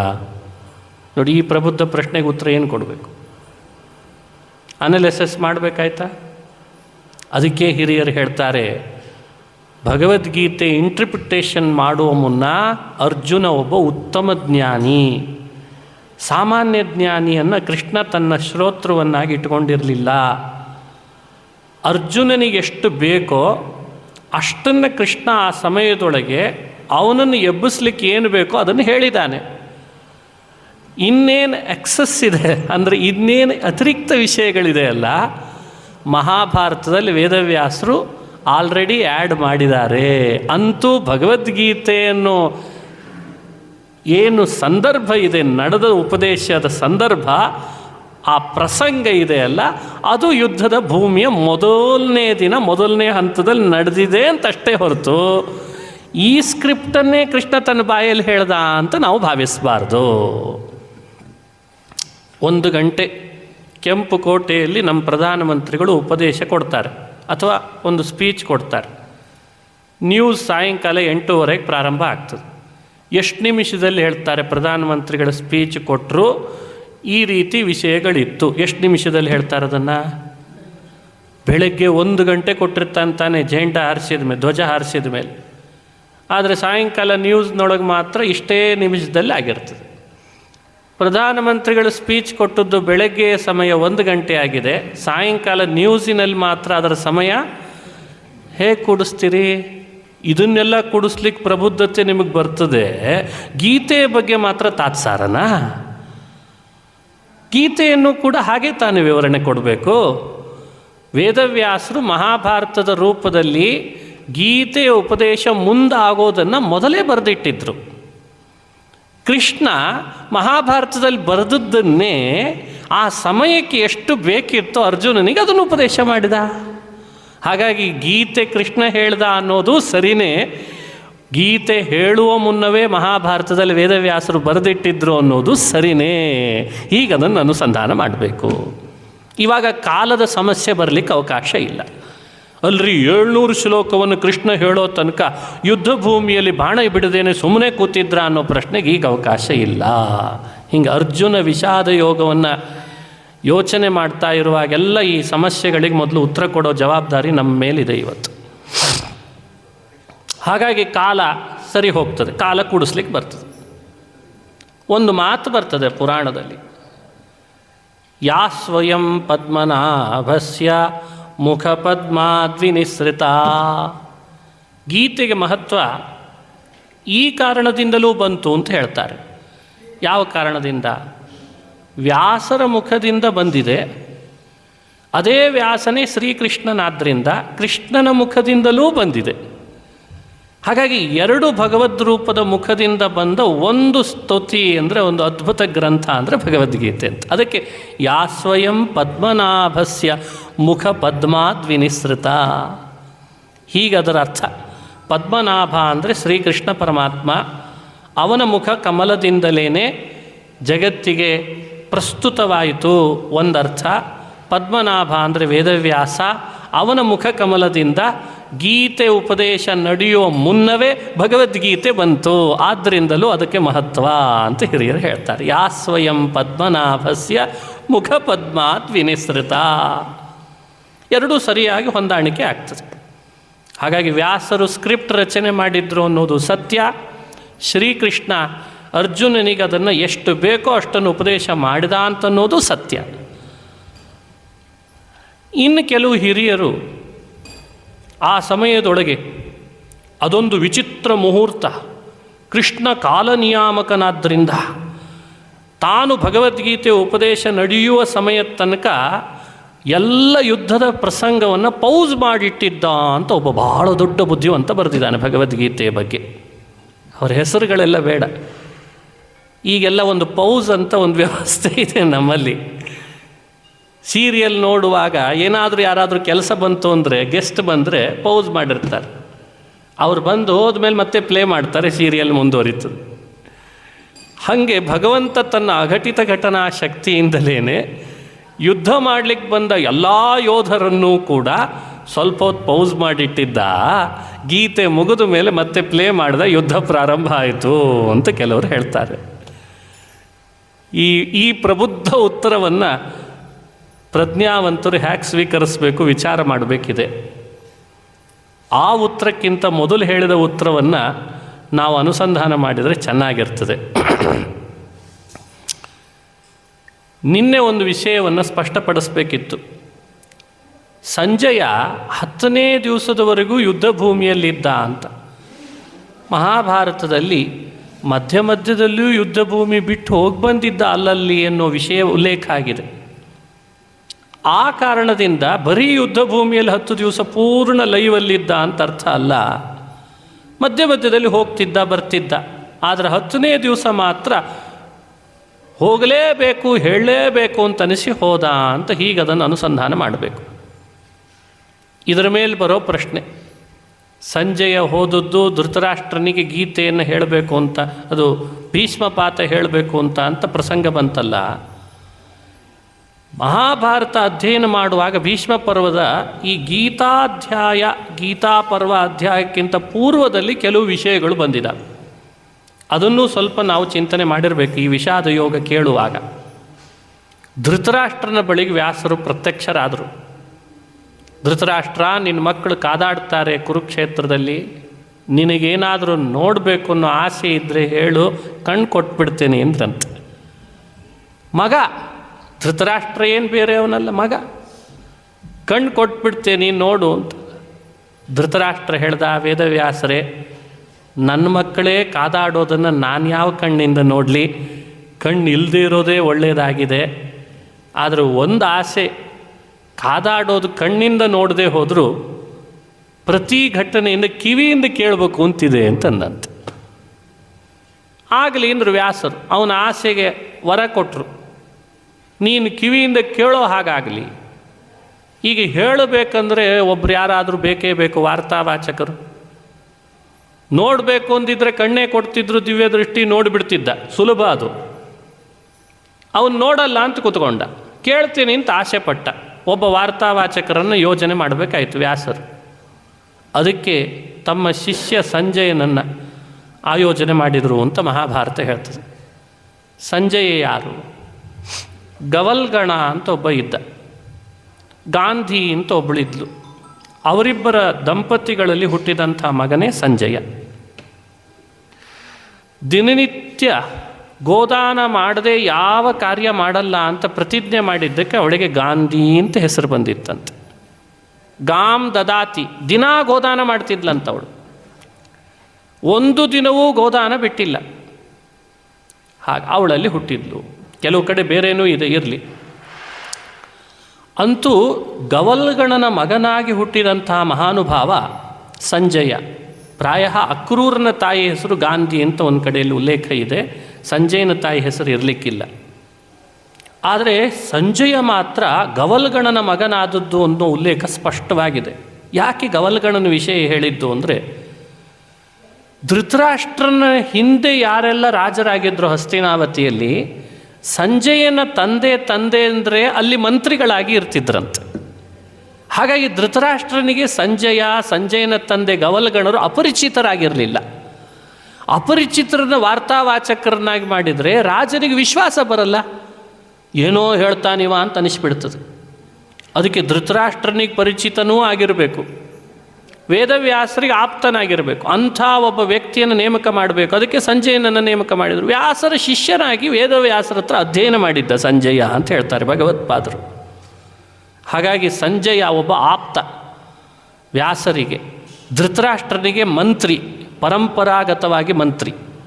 ಈ ಕಾರಣಕ್ಕೆ ಅವನನ್ನು ಕರೆದ್ರಂತೆ. ಸಂಜಯ ಧೃತರಾಷ್ಟ್ರ ಯುದ್ಧದ ವಾರ್ತೆ ಕೇಳಬೇಕು ಅಂತ ಆಸೆ ಪಡ್ತಿದ್ದಾನೆ. ಯುದ್ಧ ಭೂಮಿಯಲ್ಲಿ ಎಷ್ಟು ದಿನ ಯುದ್ಧ ನಡೀತದೋ ನೀನು ಆ ನಡೆಯೋ ಯುದ್ಧವನ್ನು ಪೂರ್ಣ ಅವನಿಗೆ ನೋಡಿ ಹೇಳಬೇಕು. ಸಮಸ್ಯೆ ಬಂತೀಗ ಮತ್ತೆ. ಒಂದು ವೇಳೆ ಸಂಜಯನಿಗೇನಾದರೂ ಬಹಳ ಒತ್ತಡದ ಕೆಲಸ ಬಂತು ಅಂದರೆ ಯುದ್ಧ ಮುಂದುವರೆದು ಬಿಡ್ತದೆ. ಧೃತರಾಷ್ಟ್ರನಿಗೆ ಆ ಸೀಕ್ವೆನ್ಸ್ ಹೇಳೋರು ಯಾರು? ಭಾಳ ವಿಚಿತ್ರ. ಈಗ ಮತ್ತೊಬ್ಬನ ನೇಮಕ ಮಾಡಬೇಕಾ? ಆವಾಗ ಸಬ್ಸ್ಟಿಟ್ಯೂಟ್ ಅಂತಿರ್ತಾರೆ. ಕ್ರಿಕೆಟ್ ಮ್ಯಾಚ್ ಆಡುವಾಗ ಒಬ್ಬನಿಗೆ ಕಾಲು ನೋವಾದರೆ ಇನ್ನೊಬ್ಬನ ತೊಗೊಂಡು ಬಾ ಅಂತ, ಹಂಗೆ ಇಲ್ಲಿ ಮಾಡಲಿಕ್ಕಿಲ್ಲ. ವ್ಯಾಸರವರು, ವೇದವ್ಯಾಸರು ಮಹಾಭಾರತದ ಬಗ್ಗೆ ಮಾತನಾಡುವಾಗ ತುಂಬ ಆಲೋಚನೆ ಮಾಡಬೇಕು ಯಾವಾಗ. ಅದಕ್ಕೆ ಸಂಜಯನಿಗೆ ಹೇಳಿದ್ರಂತೆ, ಸಂಜಯ ಒಂದು ವೇಳೆ ನಿಂಗೆ ಅನಿವಾರ್ಯ ಕೆಲಸ ಏನಾದರೂ ಬಂದರೆ ಕೆಲಸ ಮಾಡಲಿಕ್ಕೆ ಹೋಗು, ಆದರೆ ಯುದ್ಧ ಭೂಮಿಯಲ್ಲಿ ನಡೆದದ್ದು ಏನು ಅಂತ ತಿಳಿದೇ ಇರೋ ಹಾಗೆ ಆಗಬಾರ್ದಲ್ಲ. ನೀ ಆ ಕೆಲಸ ಮಾಡುವಾಗಲೂ ಯುದ್ಧದಲ್ಲಿ ನಡೀತಾ ಇರೋ ಜ್ಞಾನ ನಿನಗೆ ಬರಲಿ ಅಂತ ವರ ಕೊಟ್ಟಿದ್ರಂತೆ. ಅದಕ್ಕೆ ಮೊದಲು ಉದಾಹರಣೆ ಕೊಡುವಾಗ ಪೌಸಿನ ಉದಾಹರಣೆ ಕೊಟ್ಟೆ. ಇವತ್ತಿನ ಸೀರಿಯಲ್ ನೋಡುವವರಿಗೆ ಒಂದೂ ಸೀಕ್ವೆನ್ಸ್ ಮಿಸ್ ಆಗಬಾರ್ದು ಅಂತ ರೆಕಾರ್ಡ್ ಬಟನ್ ಬೇರೆ ಬಂದಿದೆ. ಈಗ ರೆಕಾರ್ಡ್ ಮಾಡಿ ಇಟ್ಟಿರ್ತಾರೆ, ಆಮೇಲೆ ನೋಡ್ಕೊಂಡ್ರಾಯ್ತು ಅಂತ. ಇವ್ರದ್ದೇ ಇಷ್ಟು ಬುದ್ಧಿ ಇದೆ ಅಂದರೆ ಇನ್ನು ಸರ್ವಜ್ಞನಾದ ವೇದವ್ಯಾಸ ಸಂಜಯನಿಗೆ ಎಂಥ ವರ ಕೊಟ್ಟಿರಬೇಡ. ಆ ವರವನ್ನು ಕೊಟ್ಟಿದ್ರಂತೆ. ಒಂದು ಸೀಕ್ವೆನ್ಸು ಮಿಸ್ ಆಗೋ ಹಾಗಿಲ್ಲ ಸಂಜಯನ ಬುದ್ಧಿ ಒಳಗೆ. ಒಂದು ಮಿಸ್ ಆದರೆ ಧೃತರಾಷ್ಟ್ರನಿಗೆ ತಲುಪಲ್ಲ. ಹಾಗಾಗಿ ಆ ವರ ಕೊಟ್ರಂತೆ, ನಿನಗೆ ಯಾವ ಸೀಕ್ವೆನ್ಸ್ ಮಿಸ್ ಆಗಬಾರ್ದು. ಮತ್ತೊಂದು ಸಮಸ್ಯೆ ಬಂತು, ಯುದ್ಧ ಭೂಮಿ. ಯಾರು ಯಾವ ಬೇಕಾದರೂ ಅಸ್ತ್ರಗಳನ್ನು ಬಿಡ್ತಾರೆ. ಯಾವ ಅಸ್ತ್ರಗಳು ಯಾರನ್ನು ಬೇಕಾದರೂ ತಲುಪಿ ಏನು ಬೇಕಾದರೂ ಮಾಡೋ ಸಂಭವ ಇರ್ತದೆ. ಸಂಜಯನಿಗೆ ಹಾಗಾಗಿಬಿಟ್ರೆ ಇಂಜ್ಯೂರ್ಡ್ ಆಗ್ತಾನೆ. ಇಂಜ್ಯೂರ್ಡ್ ಆದರೆ ಮತ್ತೆ ಧೃತರಾಷ್ಟ್ರನಿಗೆ ವಾರ್ತಾವಾಚಕ ಮಾಡೋರು ಯಾರು? ಅದಕ್ಕೆ ಮತ್ತೊಂದು ವರ ಕೊಟ್ಟರು. ಇನ್ನುಳಿದವರಿಗೆ ಅಸ್ತ್ರಗಳ ಪಾತ ಆಗಿ ಛೇದ ಭೇದಾದಿಗಳಾದರೂ ನಿನಗೆ ಮಾತ್ರ ಶಸ್ತ್ರಪಾತ ಆಗೋದು ಬೇಡ ಅಂತ ವರ ಕೊಟ್ರಂತೆ. ನೋಡಿ, ಇದೊಂದು ಪರ್ಸನ್ ಇದೆ, ಸಂಜಯ ಅನ್ನೋ ಪರ್ಸನ್ನು ಎಕ್ಸ್ಟ್ರಾ ಆರ್ಡಿನರಿ ಪರ್ಸನ್. ಅರ್ಥಾತ್ ಯುದ್ಧ ಭೂಮಿಯಲ್ಲಿ ಆತ ಎಲ್ಲಿ ಬೇಕಾದಲ್ಲಿ ಸುತ್ತಿ ಬರ್ಬೋದು. ಯಾರು ಬಾಣ ಬಿಟ್ಟರು ಸಂಜಯನಿಗೆ ತಗಲ್ತಿರ್ಲಿಲ್ಲಂತೆ. Without bullet proof jacket. ಇದಲ್ವ ತಾಕತ್ತು? ಆಮೇಲೆ ವೇದವ್ಯಾಸರ ಬಗ್ಗೆ ಮಾತಾಡಿ ನೀನು. ನಿಂದೇನೋ ಕಾದಂಬರಿ ಬರ್ಕೊಂಡು ವೇದವ್ಯಾಸರ ಬಗ್ಗೆ ಬೈದರೆ ಹೆಂಗೆ? ಅಜ್ಞಾನಿಗಳಿದ್ದರು, ಅವ್ರು ವಿಮರ್ಶೆ ಮಾಡಿರಲಿಲ್ಲ ಅಂತ. ವ್ಯಾಸರ ತಾಕತ್ತನ್ನು ಅರ್ಥ ಮಾಡ್ಕೊ ಮೊದಲು. ಒಬ್ಬ ಸಂಜಯನನ್ನು ಯುದ್ಧ ಭೂಮಿಯಲ್ಲಿ ಸಂದರ್ಶಕನಂತೆ ಇಂಟರ್ವ್ಯೂ ಮಾಡಲಿಕ್ಕೆ ಒಬ್ಬ ಸಂದರ್ಶಕನಂತೆ ಕಳಿಸಿದ ವ್ಯಾಸರಿಗೆ ಎಷ್ಟು ಜವಾಬ್ದಾರಿ ಇತ್ತು ಅನ್ನೋದನ್ನು ಅರ್ಥ ಮಾಡಿಸ್ತದೆ ಮಹಾಭಾರತ. ಅಂಥ ವೇದವ್ಯಾಸರ ಬಗ್ಗೆ ಅವರಿಗಿನ್ನೂ ಭಾರತ ಭೂಮಿಯ ಪ್ರದೇಶಗಳ ಬಗ್ಗೆ ಅಷ್ಟೇನು ತಿಳುವಳಿಕೆ ಇರಲಿಲ್ಲ. ನಾ ಸಂಶೋಧನೆ ಮಾಡಿ ಕಾವ್ಯ ಬರದೆ ಅಂದರೆ ಏನು ಅರ್ಥನ? Extraordinary personality ವೇದವ್ಯಾಸರದ್ದು. ಮತ್ತು ಪ್ರಶ್ನೆ ಬಂತು, ಇಷ್ಟು ದಿನ ಯುದ್ಧ ನಡೆದ್ರೆ ಅದು ಎಷ್ಟೋ GB ಹಾರ್ಡ್ ಡಿಸ್ಕ್ನಲ್ಲಿ ಅದು ಸ್ಟೋರ್ ಆಗಿಬಿಡ್ತದೆ. ಒಮ್ಮೊಮ್ಮೆ ಕೆಲವು ಸೀಕ್ವೆನ್ಸು ಕೂಡಲೇ ನೆನಪಿಗೆ ಬರದೇ ಇರೋಂಗಾಗಿಬಿಟ್ರೆ ಹೆಂಗಾದರೆ ಮತ್ತೆ ವರ ಕೊಟ್ರಂತೆ, ನೀನು ನೆನಪಿಸ್ಕೊಂಡು ಹೇಳ್ತಾ ಹೋದಂಗೆ ನಾನು ನೆನಪಿಸ್ತಿರ್ತೀನಿ ಎಂದಿದ್ರಂತೆ ವೇದವ್ಯಾಸರು. ಇದು ವ್ಯಾಸರು ಕೊಟ್ಟ ಅನುಗ್ರಹ. ಇದನ್ನು ಭಗವದ್ಗೀತೆಯ ಮುಂದುವರೆದ ಕೊನೆ ಘಟ್ಟದಲ್ಲಿ ಇದನ್ನು ಸಂಜಯ ಹೇಳ್ತಾನೆ. ಹಾಗಾಗಿ ಗೀತೆ ಓದುವಾಗ ಮೊದಲು ಕೊನೆ ಎರಡನ್ನೂ ಚೆನ್ನಾಗಿ ಅಬ್ಸರ್ವ್ ಮಾಡಬೇಕು. ಅವನು ಹೇಳ್ತಾನೆ, ಸಂಜೆಯ ಕೊನೆಗೆ ಹೇಳ್ತಾನೆ, ವ್ಯಾಸಪ್ರಸಾದಾತ್, ನಾನು ವೇದವ್ಯಾಸರ ಅನುಗ್ರಹದಿಂದ ಇದನ್ನೆಲ್ಲ ತಿಳಿದೆ. ನಾನು ಸಂಸ್ಮೃತ್ಯ ನಾನು ಸಂಸ್ಮರಣೆಗೆ ತಂದುಕೊಂಡು ವೇದವ್ಯಾಸರ ಅನುಗ್ರಹದಿಂದ ಧೃತರಾಷ್ಟ್ರ ಗೀತೆಯನ್ನು ಕೃಷ್ಣ ಅರ್ಜುನನಿಗೆ ಏನು ಹೇಳ್ದ ಅಂತ ನಿನಗೆ ಹೇಳ್ತಿದ್ದೇನೆ ಅಂತ ಕೊನೆಗಿದೆ. ನೀವೇ ನೋಡಿ, ತೆಗೆದು ನೋಡಿ, 700 ಶ್ಲೋಕಗಳಲ್ಲಿ ಈ ಶ್ಲೋಕಗಳು ಸೇರ್ಕೊಂಡಿದ್ದಾವೆ ಇವತ್ತು ಭಗವದ್ಗೀತೆಯಲ್ಲಿ. ಈ ವಿಷಯವನ್ನು ಮನದಟ್ಟು ಮಾಡಿಕೊಳ್ಳ್ರಿ. ಆ ಸಂಜಯನಿಗೆ ಶಸ್ತ್ರಪಾತ ಆಗಬಾರ್ದು ಅನ್ನೋ ವರನೂ ಇತ್ತು, ಇನ್ನೆರಡು ವರ ಇತ್ತು. ಯುದ್ಧ ಭೂಮಿ ಬಹಳ ದೊಡ್ಡ ಭೂಮಿಯೊಳಗೆ ದೂರದಲ್ಲಿ ನಡೆದ್ರೆ ನಮ್ಮ ಕಣ್ಣು ಅಷ್ಟು ಸೆರೆ ಹಿಡಿಯಲ್ಲ. ಅವಾಗೇನು ಮಾಡಬೇಕು? ನಮ್ದು ಈಗೆಲ್ಲ ಮೆಗಾಪಿಕ್ಸೆಲ್ ಅಂತ ಇರ್ತದಲ್ವ, ಮೆಗಾಪಿಕ್ಸೆಲ್ ಕ್ಯಾಮ್ರಾಸ್. ಅದು ಹೆಂಗೆ, ಅದು ಇಷ್ಟು ದೂರದಲ್ಲಿದ್ದದ್ದನ್ನು ಇಷ್ಟು ಕ್ಲಿಯರಾಗಿ ಅದು ಸೆರೆ ಹಿಡಿಬಲ್ದು. ಇನ್ನು ನಮ್ಮ ಮೊಬೈಲ್ಸ್ ಕ್ಯಾಮ್ರಾಸ್ಗಳಲ್ಲಿ ಇದನ್ನು ನೋಡ್ತೇವಲ್ವ. ಅವನಿಗೆ ಒಂದು ವರ ಕೊಟ್ರಂತೆ, ಯುದ್ಧ ಭೂಮಿ ಎಷ್ಟು ವಿಶಾಲವಾಗಿದ್ದರೂ ನಿನ್ನ ಕಣ್ಣು ಎಷ್ಟು ದೂರದಲ್ಲಿದ್ದರೂ ಅಷ್ಟೂ ವಿಷಯವನ್ನು ಸ್ಪಷ್ಟವಾಗಿ ಸೆರೆ ಹಿಡಿಯುವ ದೂರದರ್ಶಿತ್ವ ಅನ್ನೋ ವರ ಕೊಟ್ಟಿದ್ರಂತವನಿಗೆ. ದೂರದರ್ಶಿ, ಆ ರೀತಿ ದೂರದರ್ಶಿ ಆಗಿದ್ದಂತೆ ವೇದವ್ಯಾಸರ ಅನುಗ್ರಹದಿಂದ. ಇನ್ನೊಂದು ವರ, ಈಗ ಎರಡೂ ಸೇನೆಗಳು ಜಮಾವಣೆ ಆಗಿದೆ. ದುರ್ಯೋಧನನೇ ಹೇಳ್ತಿದ್ದಾನೆ ಸ್ಪಷ್ಟವಾಗಿ, ದೃಷ್ಟದ್ಯುಮ್ನ ವ್ಯೂಹಗಳನ್ನು ರಚನೆ ಮಾಡಿದ್ದಾನಾದ್ದರಿಂದ ಯೂಢಾಹ ದೃಪದ ಪುತ್ರೇಣ ಅಂತ ಹೇಳಿದ್ದಾರೆ. ವ್ಯೂಹ ರಚನೆ ಮಾಡಿದ್ದಾರೆ. ಸಂಜಯ್ ಎಲ್ಲಿದ್ದಾನೆ? ಸಂಜಯ್ ಎಲ್ಲಿರ್ತಾನೆ? ದೊಡ್ಡ ಸ್ಟೇಡಿಯಂಗಳಲ್ಲಿ ಕ್ರಿಕೆಟ್ ಆಡ್ತಾ ಇದ್ದಾರೆ ಅಂತ ಭಾವಿಸಿದರೆ ಪ್ಲೇಯರ್ಸ್ ಎಲ್ಲ ಸ್ಟೇಡಿಯಂ ಮಧ್ಯದಲ್ಲಿದ್ದರೆ ವೀಕ್ಷಕರು ಎಲ್ಲಿರ್ತಾರೆ? ಎಲ್ಲೋ ದೂರದಲ್ಲಿರ್ತಾರೆ. ಹಾಗಾದರೆ ಸಂಜಯ್ ಎಲ್ಲಿರಬೇಕು? ಯುದ್ಧ ಭೂಮಿಯಲ್ಲಿ ಎಲ್ಲೋ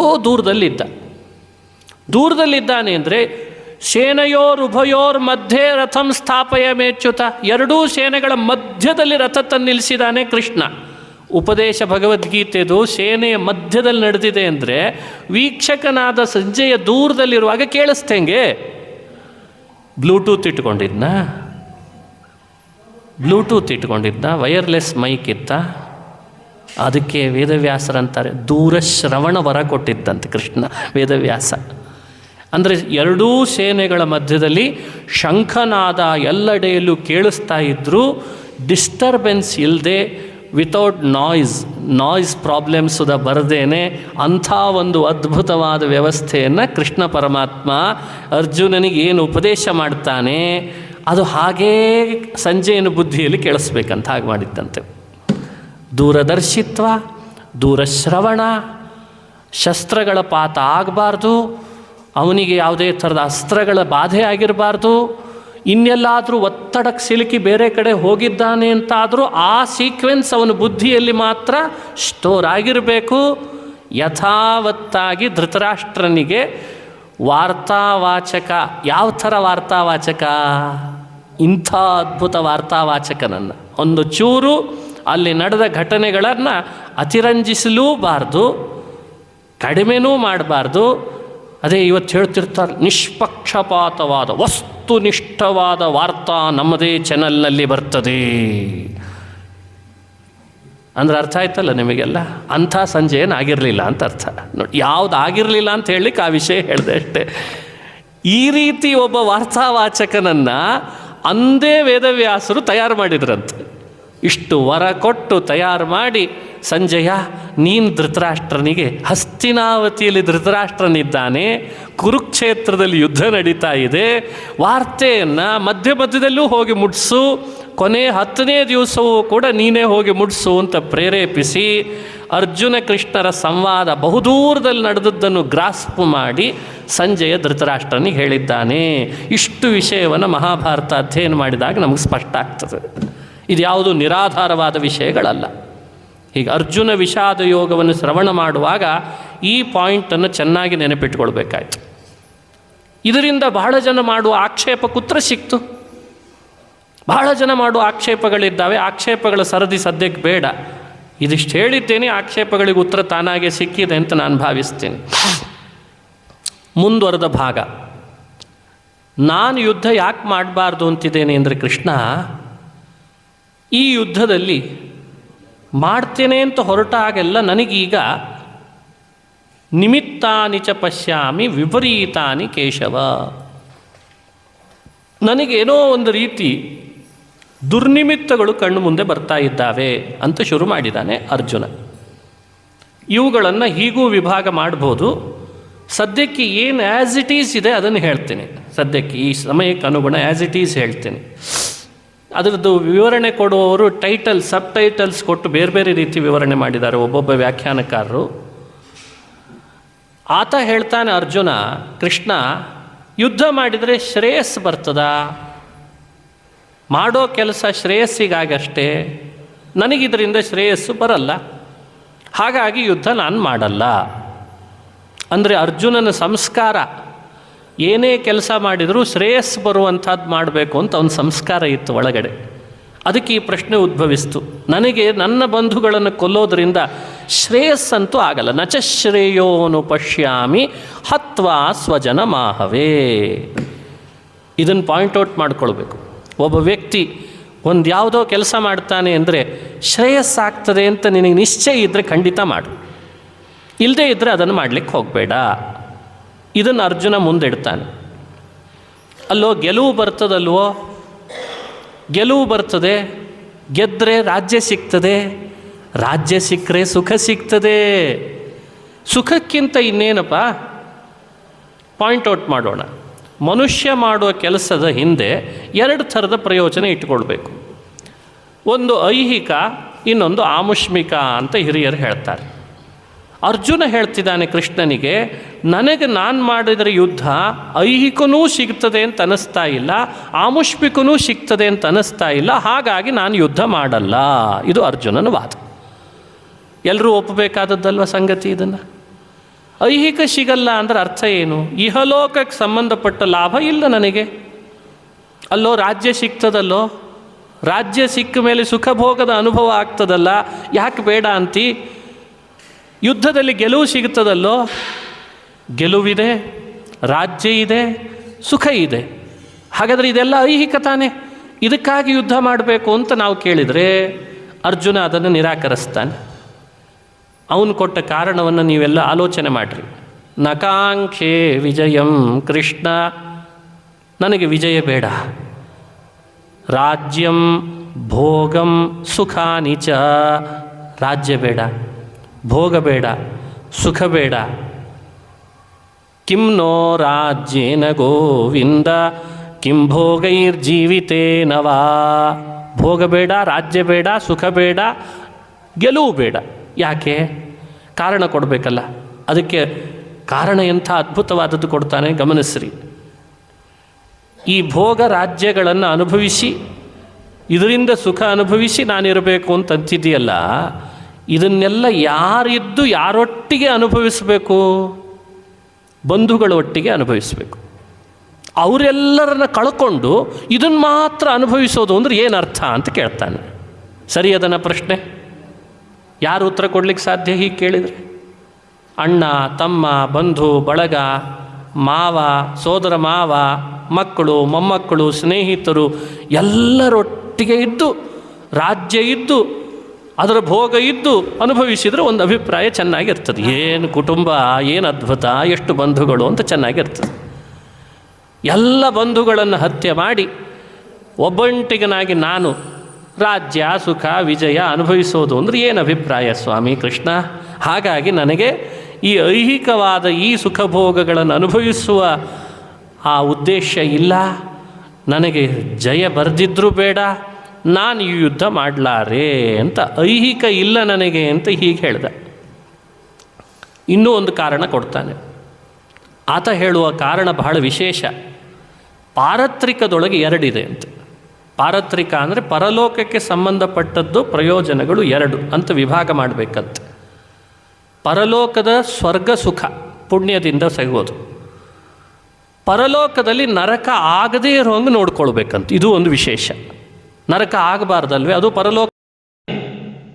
ಇದು ಜವಾಬ್ದಾರಿ ನಮಗೆ ಇರ್ತದೆ. ನಾವು ಮಾಡೋ ಕೆಲಸಗಳು ನಮಗೆ ಪಾಪ ಉಂಟು ಮಾಡಿಸಿ ಅದರಿಂದ ನರಕ ಆಗುವ ಹಾಗೆ ಮಾಡೋದಾಗಿದ್ರೆ ಅಂಥ ಕೆಲಸಕ್ಕೆ ಕೈ ಹಾಕಬಾರ್ದು.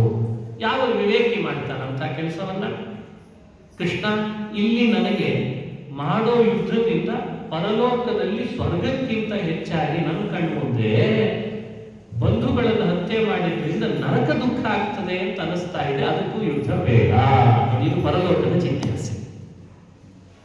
ಇತ್ತೀಚಿನ ದಿನಗಳಲ್ಲಿ ಇಂಥ ವಿಷಯಗಳನ್ನು ಹೇಳಿಬಿಟ್ರೆ ಒಬ್ಬ ಬರ್ದಿನ ಗೀತೆ ಸ್ವರ್ಗ ನರಕ ಪರಲೋಕವನ್ನು ಮೀರಿ ಹೇಳ್ತಾ ಇದೆ ಎಂದು ಬರ್ತಿದ್ದಾರೆ ಭಗವದ್ಗೀತೆ ಬಗ್ಗೆ. ಗೀತೆಗೂ ಸ್ವರ್ಗ ನರಕಕ್ಕೂ ಸಂಬಂಧ ಇಲ್ಲ, ಪುಣ್ಯಕ್ಕೂ ಪಾಪಕ್ಕೂ ಭಗವದ್ಗೀತೆಗೂ ಸಂಬಂಧ ಇಲ್ಲ, ದೇವರಿಗೂ ದೇವತೆಗಳಿಗೂ ದೇವಲೋಕಕ್ಕೂ ಭಗವದ್ಗೀತೆಗೂ ಸಂಬಂಧ ಇಲ್ಲ. ಮತ್ತೇನಪ್ಪ ಭಗವದ್ಗೀತೆ ಯಾಕೆ ಹೊರಟಿದೆ ಅಂದರೆ, ಲೋಕದೊಳಗೆ ಪ್ರತಿಯೊಬ್ಬನೂ ಕೂಡ ಕರ್ತವ್ಯ ಪರನಾಗಬೇಕು ಅಂತ ಇಷ್ಟೇ ಹೇಳಿ ಭಗವದ್ಗೀತೆ ಬಂದಿದೆ. ಇದನ್ನು ಹೇಳಿ ಕೃಷ್ಣ ಮಾತ್ರ ಬೇಕಾಗಿತ್ತ? ಇದನ್ನು ಎಲ್ಲರೂ ಹೇಳ್ತಾರೆ. ಹಿಮಾಲಯದಲ್ಲಿ ಹೋಗ್ರಿ, ಜಪ ಮಾಡ್ಕೊಂಡು ಕೂತವ್ರು ಇಂಥ ಎಷ್ಟು ಉಪದೇಶ ಮಾಡ್ತಾರೆ ನಿಮಗೆ. ಬರೀ ಕರ್ತವ್ಯ ಪರತೆ ಮನುಷ್ಯನಿಗೆ ಸಹಜವಾಗಿ ಗೊತ್ತಾಗ್ತದೆ. ಅಷ್ಟಕ್ಕೆ ಸೀಮಿತ ಭಗವದ್ಗೀತೆಗೊಳಿಸಿದ್ರೆ ಹೇಗೆ?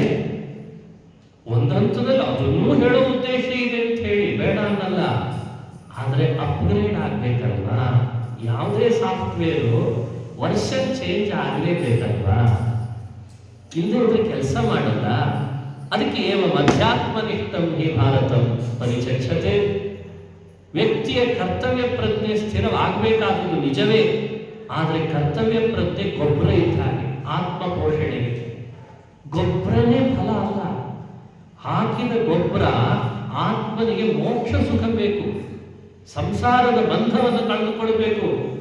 ಅಲ್ಲಿಗೂ ಕರೆದುಕೊಂಡು ಹೋಗ್ಲಿಕ್ಕೆ ಕೃಷ್ಣ ಯೋಗವನ್ನು ಉಪದೇಶ ಮಾಡ್ತಿದ್ದಾನೆ ಅಂತ ಭಗವದ್ಗೀತೆ ಇಂಟರ್ಪ್ರಿಟೇಷನ್ ಕೊಡಬೇಕೆ ಹೊರತು ಕೇವಲ ಮನುಷ್ಯರನ್ನ ಕರ್ತವ್ಯ ಪರತೆಯಲ್ಲೇ ಭಗವದ್ಗೀತೆ ಸೀಮಿತಗೊಳಿಸಿದ್ರೆ ಹೇಗೆ? ಅದಕ್ಕೆ ಈ ಪ್ರಶ್ನೆಗಳು ಅಂದ್ರೆ ಅರ್ಜುನ ಮಾಡಿದ ಪ್ರತಿ ಪ್ರಶ್ನೆಗಳಿಗೆ ಸಾಧ್ಯವಾದ್ರೆ ಮುಂದುವರೆದ ಭಗವದ್ಗೀತೆಯಲ್ಲಿ ಯಾವ್ಯಾವ ಅಧ್ಯಾಯದ ಯಾವ್ಯಾವ ಪರ್ಟಿಕ್ಯುಲರ್ ಶ್ಲೋಕಗಳು ಈ ಪ್ರಶ್ನೆಗಳಿಗೆ ಉತ್ತರ ಕೊಟ್ಟಿದೆ ಅಂತ ಒಂದು ಚಾರ್ಟ್ ಮಾಡಿದೆ. ಅದನ್ನು ನಾವು ಅನುಸಂಧಾನ ಮಾಡಬೇಕು. ಸುಮ್ಮನೆ ಅಲ್ಲ, ಪ್ರತಿ ಶ್ಲೋಕದ ಪ್ರತಿ ಪ್ರಶ್ನೆಗಳು ಅರ್ಜುನ ಇಲ್ಲಿ ಮಾಡಿದ್ದಕ್ಕೆ ಕೃಷ್ಣ ಮುಂದೆ ಒಂದೊಂದು ಮಾತಿಗೆ ಉತ್ತರ ಕೊಡ್ತಾ ಬರ್ತಾನೆ. ಇಲ್ಲದೆ ಹೋದ್ರೆ ಕೃಷ್ಣ ಉತ್ತರ ಕೊಟ್ಟಿಲ್ಲ ಅಂತ ಆದ್ರೆ ಪ್ರಶ್ನೆ ಮಾತ್ರ ಕೇಳಿಸ್ಕೊಂಡಲ್ಲ ಕೃಷ್ಣ, ಉತ್ತರ ಕೊಟ್ಟಿಲ್ಲ ಅನ್ನುವ ಅಜ್ಞಾನ ಕೃಷ್ಣನಿಗಿದೆ ಅಂತ ಆಗ್ಬಿಡ್ತದೆ. ಹಂಗೆ ಭಗವದ್ಗೀತೆ ಉಪನ್ಯಾಸ ಮಾಡೋ ಹಾಗಿಲ್ಲ. ಕೃಷ್ಣನಿಗೆ ಅಸರ್ವಜ್ಞತ್ವವನ್ನು ಹೇಳಲಿಕ್ಕೆ ಭಗವದ್ಗೀತೆ ಉಪನ್ಯಾಸ ಬೇಕಿತ್ತೇನು? ಈಗೆಲ್ಲ ಹಂಗಾಗಿದೆ. ವೇದವ್ಯಾಸರು ಸರ್ವಜ್ಞರಲ್ಲ ಅಂತ ತಿಳಿಸ್ಲಿಕ್ಕೆ ಮಹಾಭಾರತ ಸಂಶೋಧನೆ ಮಾಡಿದ್ದಾರೆ. ನೀನ್ ಯಾಕೆ ಮಾಡಿದ್ಯೋ ಮಾರಾಯ ಅಂಥ ಪರಿಗಳನ್ನ? ಅಂದ್ರೆ ಬರದ ಕೃತಿಗಳ ಅಥವಾ ಕೃತಿಕಾರರ ವ್ಯಕ್ತಿತ್ವವನ್ನ ನೀವು ಹೀಗಳದು ನಿಮ್ದು ಹೊಸ ವರ್ಷನನ್ನು ಕೊಡಬೇಕು ಅಂತ ಹೊರಟ್ರೆ ಆ ಕೃತಿಕಾರರಿಗೆ ನೀವು ಅಪಚಾರ ಮಾಡ್ದಂಗೆ ಅಂತ ಒಂದು ಕಾಮನ್ ಸೆನ್ಸ್ ಬರಲ್ವಾ? ಈ ಜನರೇಷನ್ನಲ್ಲಿ ನಡೀತಾ ಇರುವ ದೊಡ್ಡ ಅನಾಹುತಗಳಿಗೆಲ್ಲ ಅರ್ಜುನನ ದೃಷ್ಟಿ ಎಷ್ಟು ವಿಶಾಲ ಇತ್ತು ಅನ್ಲಿಕ್ಕೆ ಈ ಮಾತು ಹೇಳಿದೆ ನನಗೆ. ಪಾಠ ಮಾಡಿದಂತಹ ಆ ದ್ರೋಣಾಚಾರ್ಯರ ಬಗ್ಗೆ ರಣಾಂಗಣದಲ್ಲಿ ಬಂದಿದ್ದಾಗಲೂ ಅರ್ಜುನನ ಮನಸ್ಸು ಹೇಳ್ತಾ ಇದೆ, ಇವ್ರು ನನಗೆ ಪಾಠ ಹೇಳಿಕೊಟ್ಟವರು, ನಾನು ಹೇಗೆ ಬಿಲ್ಲು ಬಾಣ ಹಿಡಿದು ಯುದ್ಧ ಮಾಡಿ ನನಗೆ ಇದರಿಂದ ಪಾಪ ಬರ್ತದೆ, ನಾನು ನರಕಕ್ಕೆ ಹೋದೇನೋ ಕೃಷ್ಣ, ಈ ಸಂಶಯ ಈ ತುಮುಲದಿಂದ ನನ್ನನ್ನು ಹೊರಗೆ ತಗೊಂಡು ಬಾ, ಇಲ್ಲದೆ ಇದ್ರೆ ನಾನು ಯುದ್ಧ ಮಾಡೋಣ ಅಂತ ಕೊಡ್ತಾನೆ. ಅದು ಒಂದು ಸಂಸ್ಕಾರ, ಅದೊಂದು ಸಂಸ್ಕಾರ. ಇದನ್ನು ನಮಗೆ ಜಗತ್ತಿಗೆ ತಿಳಿಸಬೇಕಾಗಿದೆ. ಅರ್ಜುನನ ಸ್ಥಿತಿಯನ್ನ ಕಣ್ಣು ಮುಂದೆ ತಂದಿಡುವುದು ಆ ಉದ್ದೇಶಕ್ಕೆ. ಎಂಥ ಅದ್ಭುತ ಮಾತು. ಆಚಾರ್ಯಾ ಪಿತರ ಪುತ್ರಾ ತಥೈವ ಚ ಪಿತಾಮಹಾಃ ಮಾತುಲಾ ಶ್ವಶುರಾಃ ಪೌತ್ರಾಃ, ಇವರೆಲ್ಲ ನನ್ನ ಬಂಧುಗಳು. ಇವರನ್ನು ನಾನು ಕೊಲ್ಲೋದಕ್ಕಿಂತ ಘನತೋಪಿ ಮಧುಸೂದನ, ಗೋವಿಂದ, ಮಧುಸೂದನ, ಋಷಿಕೇಶ, ಕೇಶವ, ಜನಾರ್ದನ, ಮಾಧವ. ಈ 6 ನಾಮಗಳು ಈ ಅಧ್ಯಾಯದಲ್ಲಿ ಅನುಸ್ಯೂತವಾಗಿ ಅಲ್ಲಲ್ಲಿ ಬಂದಿಲ್ಲ. ಈ ನಾಮಗಳೇ ಬಂದಿದ್ದಾವೆ. ಆ ನಾಮಗಳ ವಿವರಣೆಯನ್ನು ಕೂಡ ನಾವು ಮಾಡಿಕೊಳ್ಬೇಕು, ಚಿಂತನೆ ಮಾಡಲೇಬೇಕಾಗುತ್ತೆ. ಜನಾರ್ದನ ಅಂದ್ರೇನು, ಕೇಶವ ಅಂದ್ರೇನು, ಋಷಿಕೇಶ, ಇವನ್ನೆಲ್ಲ ನೋಡ್ಕೊಳ್ಬೇಕು. ಕೃಷ್ಣನಿಗೆ ಕೇಳ್ತಾನೆ, ಹೇ ಮಧುಸೂದನ, ಬಹಳ ಅರ್ಥ ಇದೆ. ಅದೇ ಶಬ್ದ ಅಲ್ಲಿ ಯಾಕೆ ಆಡಿದ ಅಂತಂದಲಿಕ್ಕೆ ಘನತೋಪಿ ಮಧುಸೂದನ ಅಂತಾರೆ. ಈ ಆಚಾರ್ಯ, ಪಿತೃ, ಪೌತ್ರ ಇವರೆಲ್ಲರನ್ನ ನಾನು ಕೊಲ್ಲೋದಕ್ಕಿಂತ ನನ್ನನ್ನೇ ಇವರು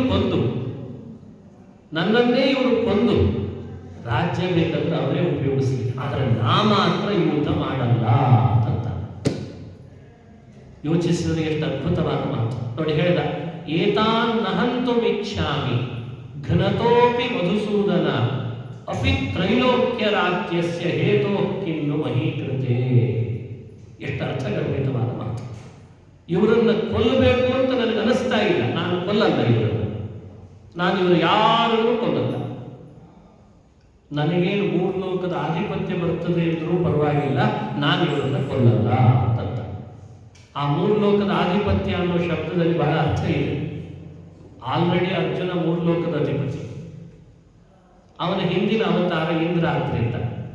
ಆದರೆ ಅವನ ಬಾಯಲ್ಲಿ ಬರುವ ಮಾತು ಅವನ ಒಳಗಿನ ವಿಶೇಷತೆಯನ್ನು ಸ್ಮರಣೆ ಮಾಡಿಕೊಡ್ತದೆ. ಸ್ವಾಮಿ, 3 ಲೋಕದ ಅಧಿಪತಿಯನ್ನಾಗಿ ನನ್ನನ್ನು ಮಾಡಿದವನೇ ನೀನಿರಬಹುದು, ಆದರೆ ಈ ಸಂದರ್ಭದೊಳಗೆ ನನಗೆ ಮಾತ್ರ ಈ ಎಲ್ಲ ಬಂಧುಗಳನ್ನು ಕೊಂದು ನಾನು ರಾಜ್ಯ ಪಡಿಬೇಕು ಅಂತ ಅನಿಸ್ತಾ ಇಲ್ಲ, ನಾನು ಕೊಲ್ಲಲ್ಲ ಅಂತ.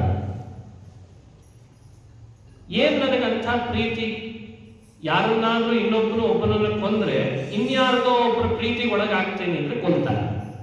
ಸುಪಾರಿ ಎಂಬ ಹೆಸರಿನಲ್ಲಿ ಇವತ್ತು ನೋಡ್ತೇವಲ್ಲ, ಅಂಥದ್ದಿನ್ನೇನಾದ್ರೂ ಆಗ್ಬೇಕಾಗಿದೆಯಾ? ಅದೂ ಇಲ್ಲ ಅಂತ ಅರ್ಜುನ. ಆ ಲಾಭಕ್ಕಾಗೂ ನಾನು ಇಲ್ಲಿ ಯಾರನ್ನು ಕೊಲ್ಬೇಕಾಗಿಲ್ಲ. ಕಾ ಪ್ರೀತಿ ಜನಾರ್ದನ, ಯಾರಂಥ ನನ್ನ ಮೇಲೆ ಇವರನ್ನು ಕೊಂದ್ರೆ ಪ್ರೀತಿ ಮಾಡೋರಿದ್ದಾರಪ್ಪ ನೋಡಿ. ಪ್ರೀತಿ ಲಾಭ ಇಲ್ಲ, ಕೊಲ್ಲಲ್ಲ. ಗುರುಗಳು ಕೊಲ್ಲಲ್ಲ, ತಂದೆ ಕೊಲ್ಲಲ್ಲ. ಇದು ಒಂದು. 2ನೇ ಪಾಯಿಂಟ್ ಇದು. 3ನೇದು, ಮೇಲಾಗಿ ಇವರನ್ನೆಲ್ಲ ಕೊಲ್ಲೋದ್ರಿಂದ ನನಗೆ ಪಾಪ ಬಂದೇ ಬರ್ತದೆ ಅಂತ ಅನಿಸ್ತಾ ಇದೆ, ಹಾಗಾಗೂ ಕೊಲ್ಲಲ್ಲ. ಪಾಪಮೇವಾಶ್ರಯೇ, ಪಾಪನೇ ಪಡಿತೇನೆ ನಾನು, ಪಾಪ ಒಂದೇ ಹೊಂದುತ್ತೇನೆ. ಯಾಕೆ? ಹತ್ವೈತ ನಾಥತಾಯಿನ. ಈ ಶಬ್ದವನ್ನು ಸ್ವಲ್ಪ ಅರ್ಥ ಮಾಡಿಕೊಳ್ಳೋಣ. ಆತತಾಯಿಗಳನ್ನು ಕೊಲ್ಲೋದ್ರಿಂದ ಪಾಪ ಬರ್ತದೆ, ಆದ್ರಿಂದ ಕೊಲ್ಲಲ್ಲ ಅಂತ ಅರ್ಜುನನ ಬಾಯಲ್ಲಿ ಬಂತು ಶಬ್ದ. ಆತತಾಯಿ ಅಂದ್ರೆ ಏನರ್ಥ? ಆತತಾಯಿ ವಧಾರಹಣ ಅಂತ ಒಂದು ಕಡೆ ಮಾತು ಬಂದಿದೆ, ಭೀಮ ಹೇಳುವ ಮಾತು. ಆತತಾಯಿ ಅಂತ ಯಾರನ್ನು ಕರೀತಾರೆ? ಅಗ್ನಿದೋ ಗರದಶ್ಚೈವ ಶಸ್ತ್ರಪಾಣಿರ್ಧನಾಪಹಃ ಕ್ಷೇತ್ರದಾರಾಪಹಾನಿ ಚ ಷಡೈತೆ ಹ್ಯಾತತಾಯಿನಃ. ಬೆಂಕಿ ಹಾಕಿ ಸುಡ್ಲಿಕ್ಕೆ ನೋಡಿರ್ತಾನಲ್ಲ, ಅವನಿಗೆ ಆತತಾಯಿ ಅಂತ ಹೆಸರು. ವಿಷ ಕೊಟ್ಟು ಕೊಲ್ಲಲಿಕ್ಕೆ ಪ್ರಯತ್ನ ಪಟ್ಟಿರ್ತಾನಲ್ಲ, ಅವನಿಗೆ ಆತತಾಯಿ ಅಂತ ಹೆಸರು. ಅಗ್ನಿದೋ ಗರದಶ್ಚೈವ ಶಸ್ತ್ರಪಾಣಿರ್ಧನಾಪಹಃ, ಕೈಯಲ್ಲಿ ಶಸ್ತ್ರ ಹಿಡಿದು ಕೊಲ್ತೇನೆ ಅಂತ ಬಂದಿರ್ತಾನಲ್ಲ, ಅವನು ಆತತಾಯಿ. ನಮ್ಮ ಧನಾಪಹ, ಸಂಪತ್ತನ್ನು ಲೂಟಿ ಹೊಡೆದಿರ್ತಾನೆ, ನಮ್ಮ ಸಂಪತ್ತನ್ನ, ಅವನಿಗೂ ಆತತಾಯಿ ಅಂತ ಹೆಸರಂತ. ಕ್ಷೇತ್ರ ಮತ್ತು ದಾರ ಇವರನ್ನು ಯಾರು ಅಪಹರಿಸಿರ್ತಾರಲ್ಲ, ಕ್ಷೇತ್ರ ಅಂದ್ರೆ ನಮ್ಮ ಭೂಮಿ. ನಮ್ಮ ಭೂಮಿ ಅಪಹರಿಸಿದ್ರು ಗೊತ್ತಾಗಿದೆ, ಟೆನೆನ್ಸಿ ಆಕ್ಟ್ ತಂದ್ರು. ಎಷ್ಟನೇ ಇಸ್ವಿಯಲ್ಲಿ ತಂದ್ರು ಅಂತ ನೆನಪದ? ಟೆನೆನ್ಸಿ ಆಕ್ಟ್ ಅಂತ ವ್ಯವಸ್ಥೆ ಮಾಡಿದ್ರು. ಕ್ಷೇತ್ರ ದಾರಾಪಹಾರೀಚ ನೋಡಿ, ನಮ್ಮ ಭೂಮಿಯನ್ನ, ನಮ್ಮ ಕೈಯಲ್ಲಿದ್ದ ನಮ್ಮ ಸ್ವತ್ತನ್ನ ಆಕ್ಟಿನ ಮೂಲಕವಾಗಿ ಬಹಳ ಜನ ಅಪಹರಿಸಿದ್ದಾರೆ. ಮಹಾಭಾರತ ನೋಡಿದ್ರೆ ಅವರನ್ನ ಆತತಾಯಿ ಎಂಬ ಶಬ್ದದಿಂದ ಮೆನ್ಷನ್ ಮಾಡಬೇಕಾಗ್ತದೆ.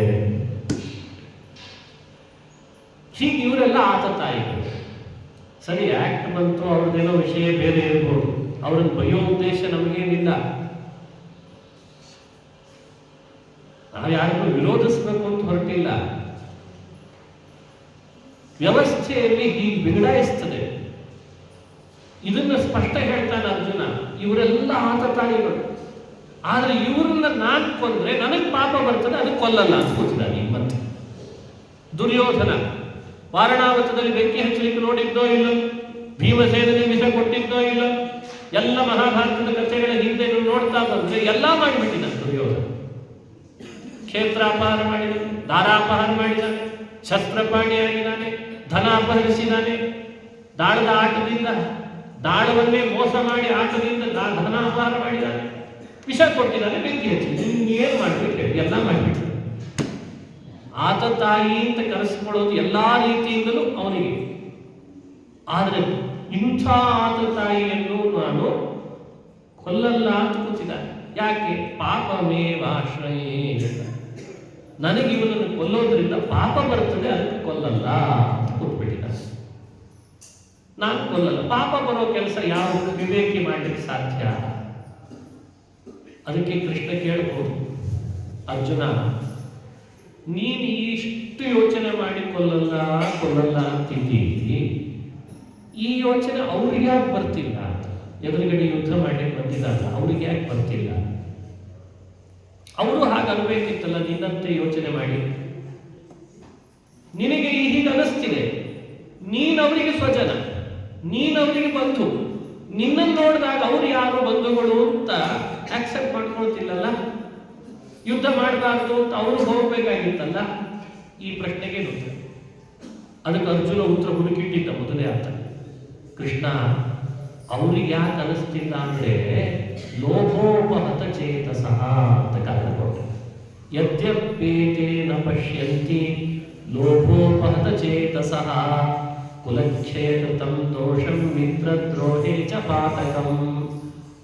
ಅವರಿಗೆ ನಾನು ಬಂಧು ಆಗಿರ್ಬೋದು, ಅವ್ರಿಗೂ ಈ ವಿವೇಕ ಇಲ್ಲ ಅಂತಲ್ಲ, ಅವ್ರಿಗೂ ಎಲ್ಲ ಸಾಕಷ್ಟು ವಿವೇಕ ಇದೆ. ಆದ್ರೆ ಅವ್ರು ಯಾಕೆ ಯುದ್ಧ ಬೇಡ ಅಂತಿಲ್ಲ ಅಂದ್ರೆ ರಾಜ್ಯದ ಲೋಭ ಇದೆ. ಹಾಗಾಗಿ ಅವರ ಮನಸ್ಸಿನೊಳಗೆ ರಾಜ್ಯವು ಬೇಕು, ಅಧಿಕಾರ ಬೇಕು ಅಂತ ರಾಜ್ಯದ ಲೋಭ ಬಂದಿದೆ. ಹಾಗಾಗಿ ಅವರಿಗೆ ಯುದ್ಧ ಬೇಡ ಅಂತ ಅನಿಸ್ತಾ ಇಲ್ಲ. ನನಗೆ ಆ ಲೋಭ ಇಲ್ಲ, ನನಗೆ ರಾಜ್ಯ ಬೇಕು ಅಂತ ಲೋಭ ಇಲ್ಲ. ಪಾಪ ಬರ್ತದೆ ಅನ್ನೋ ಭಯ ಉಂಟಾಗಿದೆ.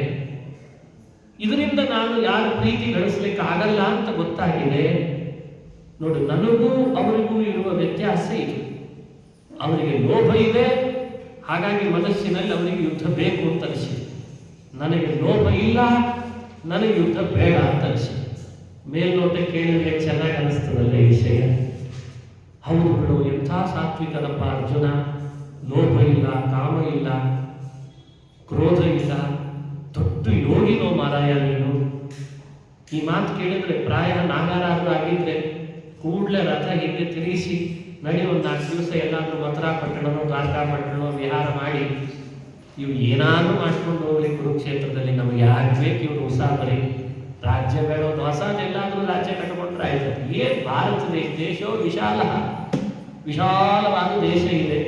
ಹಿಮಾಲಯದ ಆ ಪ್ರಾಂತದಲ್ಲಿ ಎಲ್ಲಾದ್ರೂ ಒಂದು ಹೊಸ ರಾಜ್ಯ ಮಯಾಸುರನನ್ನು ಕರೆಸಿ ಇಂದ್ರಪ್ರಸ್ಥ ನಿರ್ಮಾಣ ಮಾಡಿದಂಗೆ ಮಾಡಿಕೊಟ್ಬಿಟ್ಟಿದ್ರೆ ಅರ್ಜುನನಿಗೆ ಗೋಡೆ ಇರಲಿಲ್ಲ.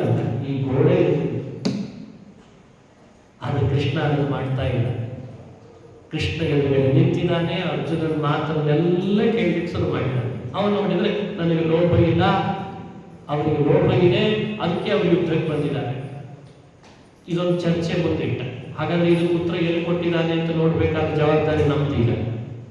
ಎಲ್ಲೋ ಉತ್ತರ ಕೊಟ್ಟಿರ್ಲೇಬೇಕಲ್ಲ. ಮುಂದಿಂದು ವರ್ಷನ್ ಚೇಂಜ್ ಆಯ್ತು. ಮತ್ತೆ ಯುದ್ಧದಿಂದ ಆಗುವ ದುಷ್ಪರಿಣಾಮ ಸಾಮಾಜಿಕವಾಗಿ ಏನೆಲ್ಲ ಆಗ್ತದೆ ಅದನ್ನು ನಾನು ಗಮನಿಸಿ ಯುದ್ಧ ಬೇಡ ಅಂತಿದ್ದೇನೆ ಅಂತ. ಸಾಮಾಜಿಕ ದುಷ್ಪರಿಣಾಮಗಳನ್ನು ಮನುಷ್ಯ ಯೋಚಿಸಿ ತನ್ನ ಸ್ಟೆಪ್ ತಗೊಳ್ಬೇಕಾಗ್ತದೆ ಜೀವನದಲ್ಲಿ. ಸುಮ್ಮನೆ ಸ್ಟೆಪ್ ತಗೊಳ್ಳೋ ಹಾಗಿಲ್ಲ ಅಲ್ವೇ? ಯುದ್ಧ ಅನ್ನೋದು ಎಲ್ಲರನ್ನು ಒಳಗೊಂಡಿರ್ತದೆ. ಅದನ್ನು ಯೋಚನೆ ಮಾಡಿದ. ಸಾಮಾಜಿಕ ದುಷ್ಪರಿಣಾಮ, ಎಷ್ಟು ಸೈನಿಕರು ಜಮಾವಣೆ ಆಗಿದ್ದಾರೆ, ಅವರೆಲ್ಲರೂ ಸೇರಿ ಯುದ್ಧ ಮಾಡಿಬಿಟ್ರೆ ಅವರವರದ್ದೇ ಕುಲ ಏನಾಗಲಿಕ್ಕಿಲ್ಲ, ಅವರವರ ಕುಲ ನಾಶ ಆಗೇ ಆಗ್ತದೆ. ಸಂತತಿ ಅವರೆಲ್ಲ ಸೈನಿಕರಾಗಿ ಬಂದಿರ್ತಾರೆ. ಎಂಥೆಂಥ ದೊಡ್ಡ ದೊಡ್ಡ ದೊಡ್ಡ ದೊಡ್ಡ ಕುಲದವರು ಬಂದಿದ್ದಾರೆ, ರಾಜ ಮಹಾರಾಜರು. ಅವರು ಸತ್ತೋದ್ರೆ ಅವರ ಕುಲ ನಾಶ ಆಗ್ತದೆ. ಇದು ಸಾಮಾಜಿಕ ದುಷ್ಪರಿಣಾಮದಲ್ಲಿ ಸೇರ್ತದೆ. ಅದಕ್ಕೆ ಕುಲಕ್ಷಯ ಕೃತಂ ದೋಷಂ. ಒಂದು ಕುಲ ನಿಂತೋಗ್ತದೆ, ಈ ಯುದ್ಧದಿಂದ ಆಗುವ ಪರಿಣಾಮ, ಆ ದೋಷ ನನಗೆ ಬರ್ತದೆ, ಅದಕ್ಕೆ ಯುದ್ಧ ಮಾಡಲಾರೆ. ನಾವು ಯೋಚಿಸಿದ್ರೆ ಇಂಥ ವಿಷಯ ಎಲ್ಲರೂ ಮಾಡೇವ ನಾವು. ಎಷ್ಟು ವಿಜ್ಞಾನ ಮುಂದುವರಿತಿದೆ, ಎಷ್ಟು ತಂತ್ರಜ್ಞಾನ ಮುಂದುವರಿತಿದೆ, ಎಷ್ಟು ಸ್ಮಾರ್ಟ್ ಆಗ್ತಿದ್ದೇವೆ, ನಮ್ಮ ಕುಲ ಏನಾಗ್ತಿದೆ ಅಂತ ಯಾರು ಯೋಚನೆ ಮಾಡ್ತಾ ಇಲ್ಲ.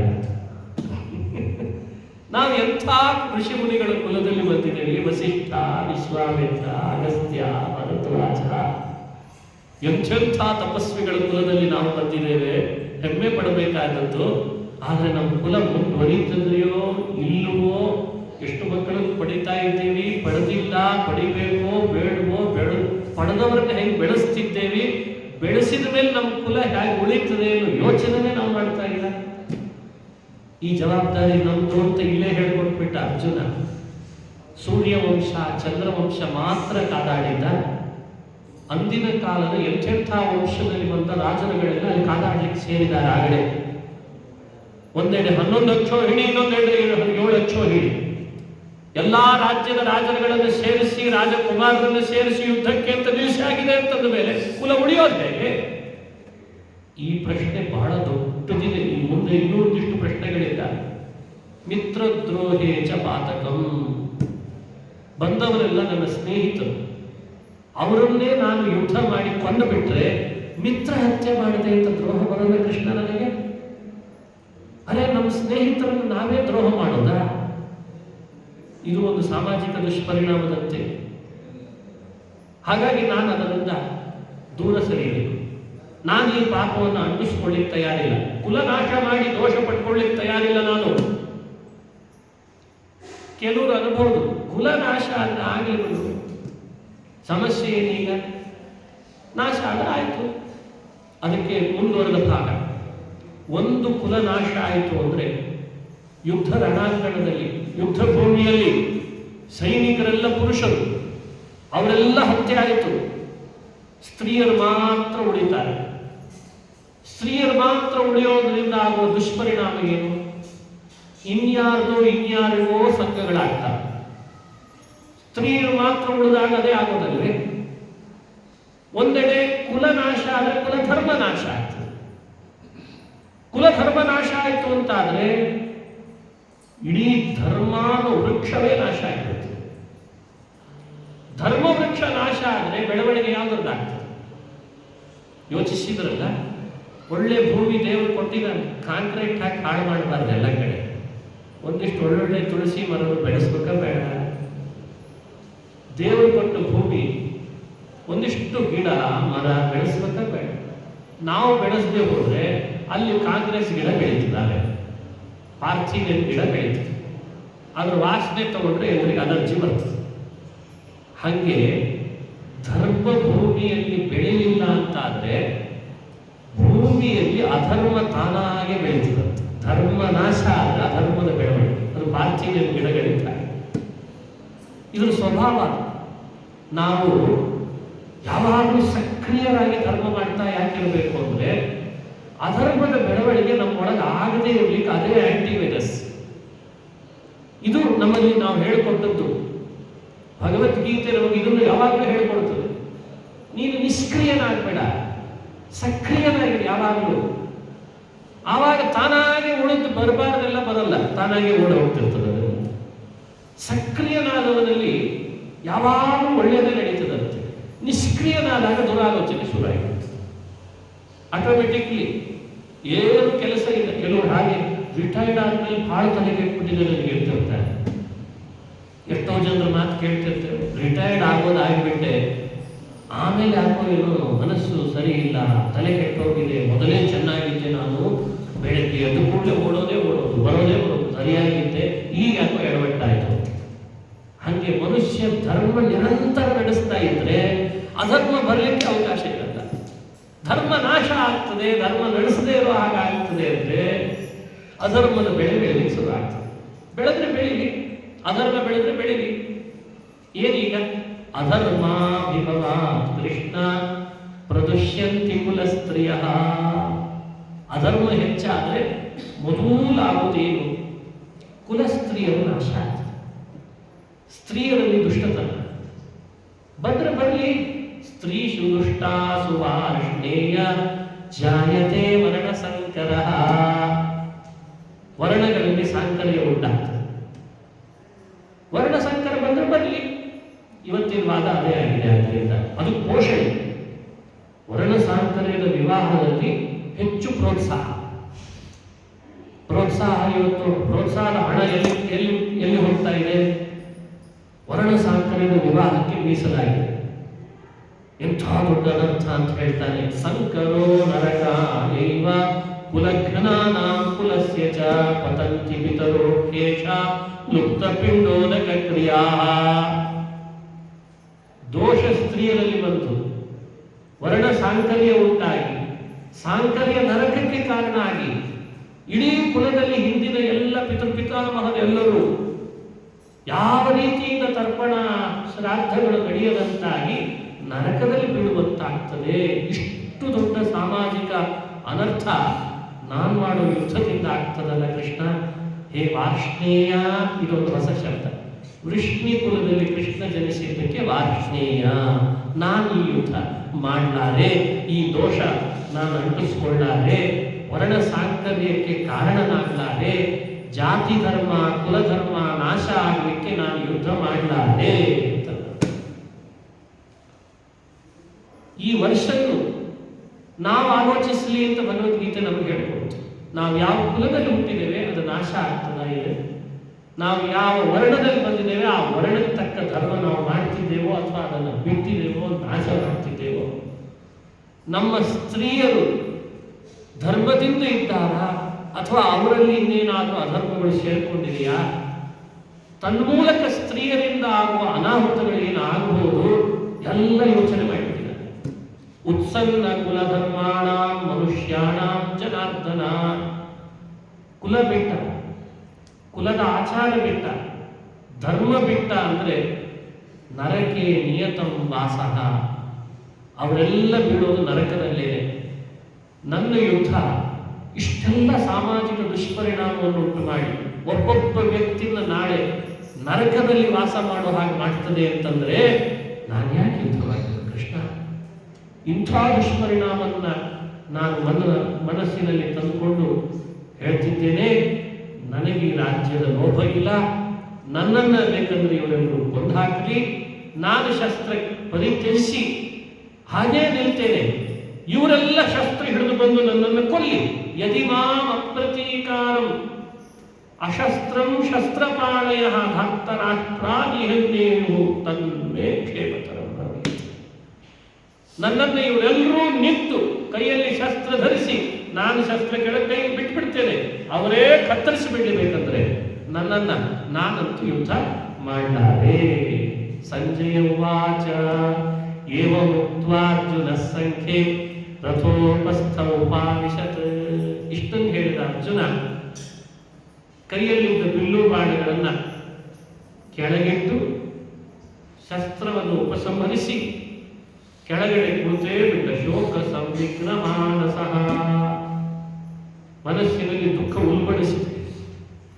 ಉಲ್ಬಡಿಸಿದ ದುಃಖ. ಆ ದುಃಖದಿಂದ ಶಸ್ತ್ರ ಕೆಳ ವಿಸೃಜ್ಯ ಸಶರಂ ಚಾಪಂ. ಬಿಲ್ಲು ಬಾಣ ಬಿಟ್ಟ.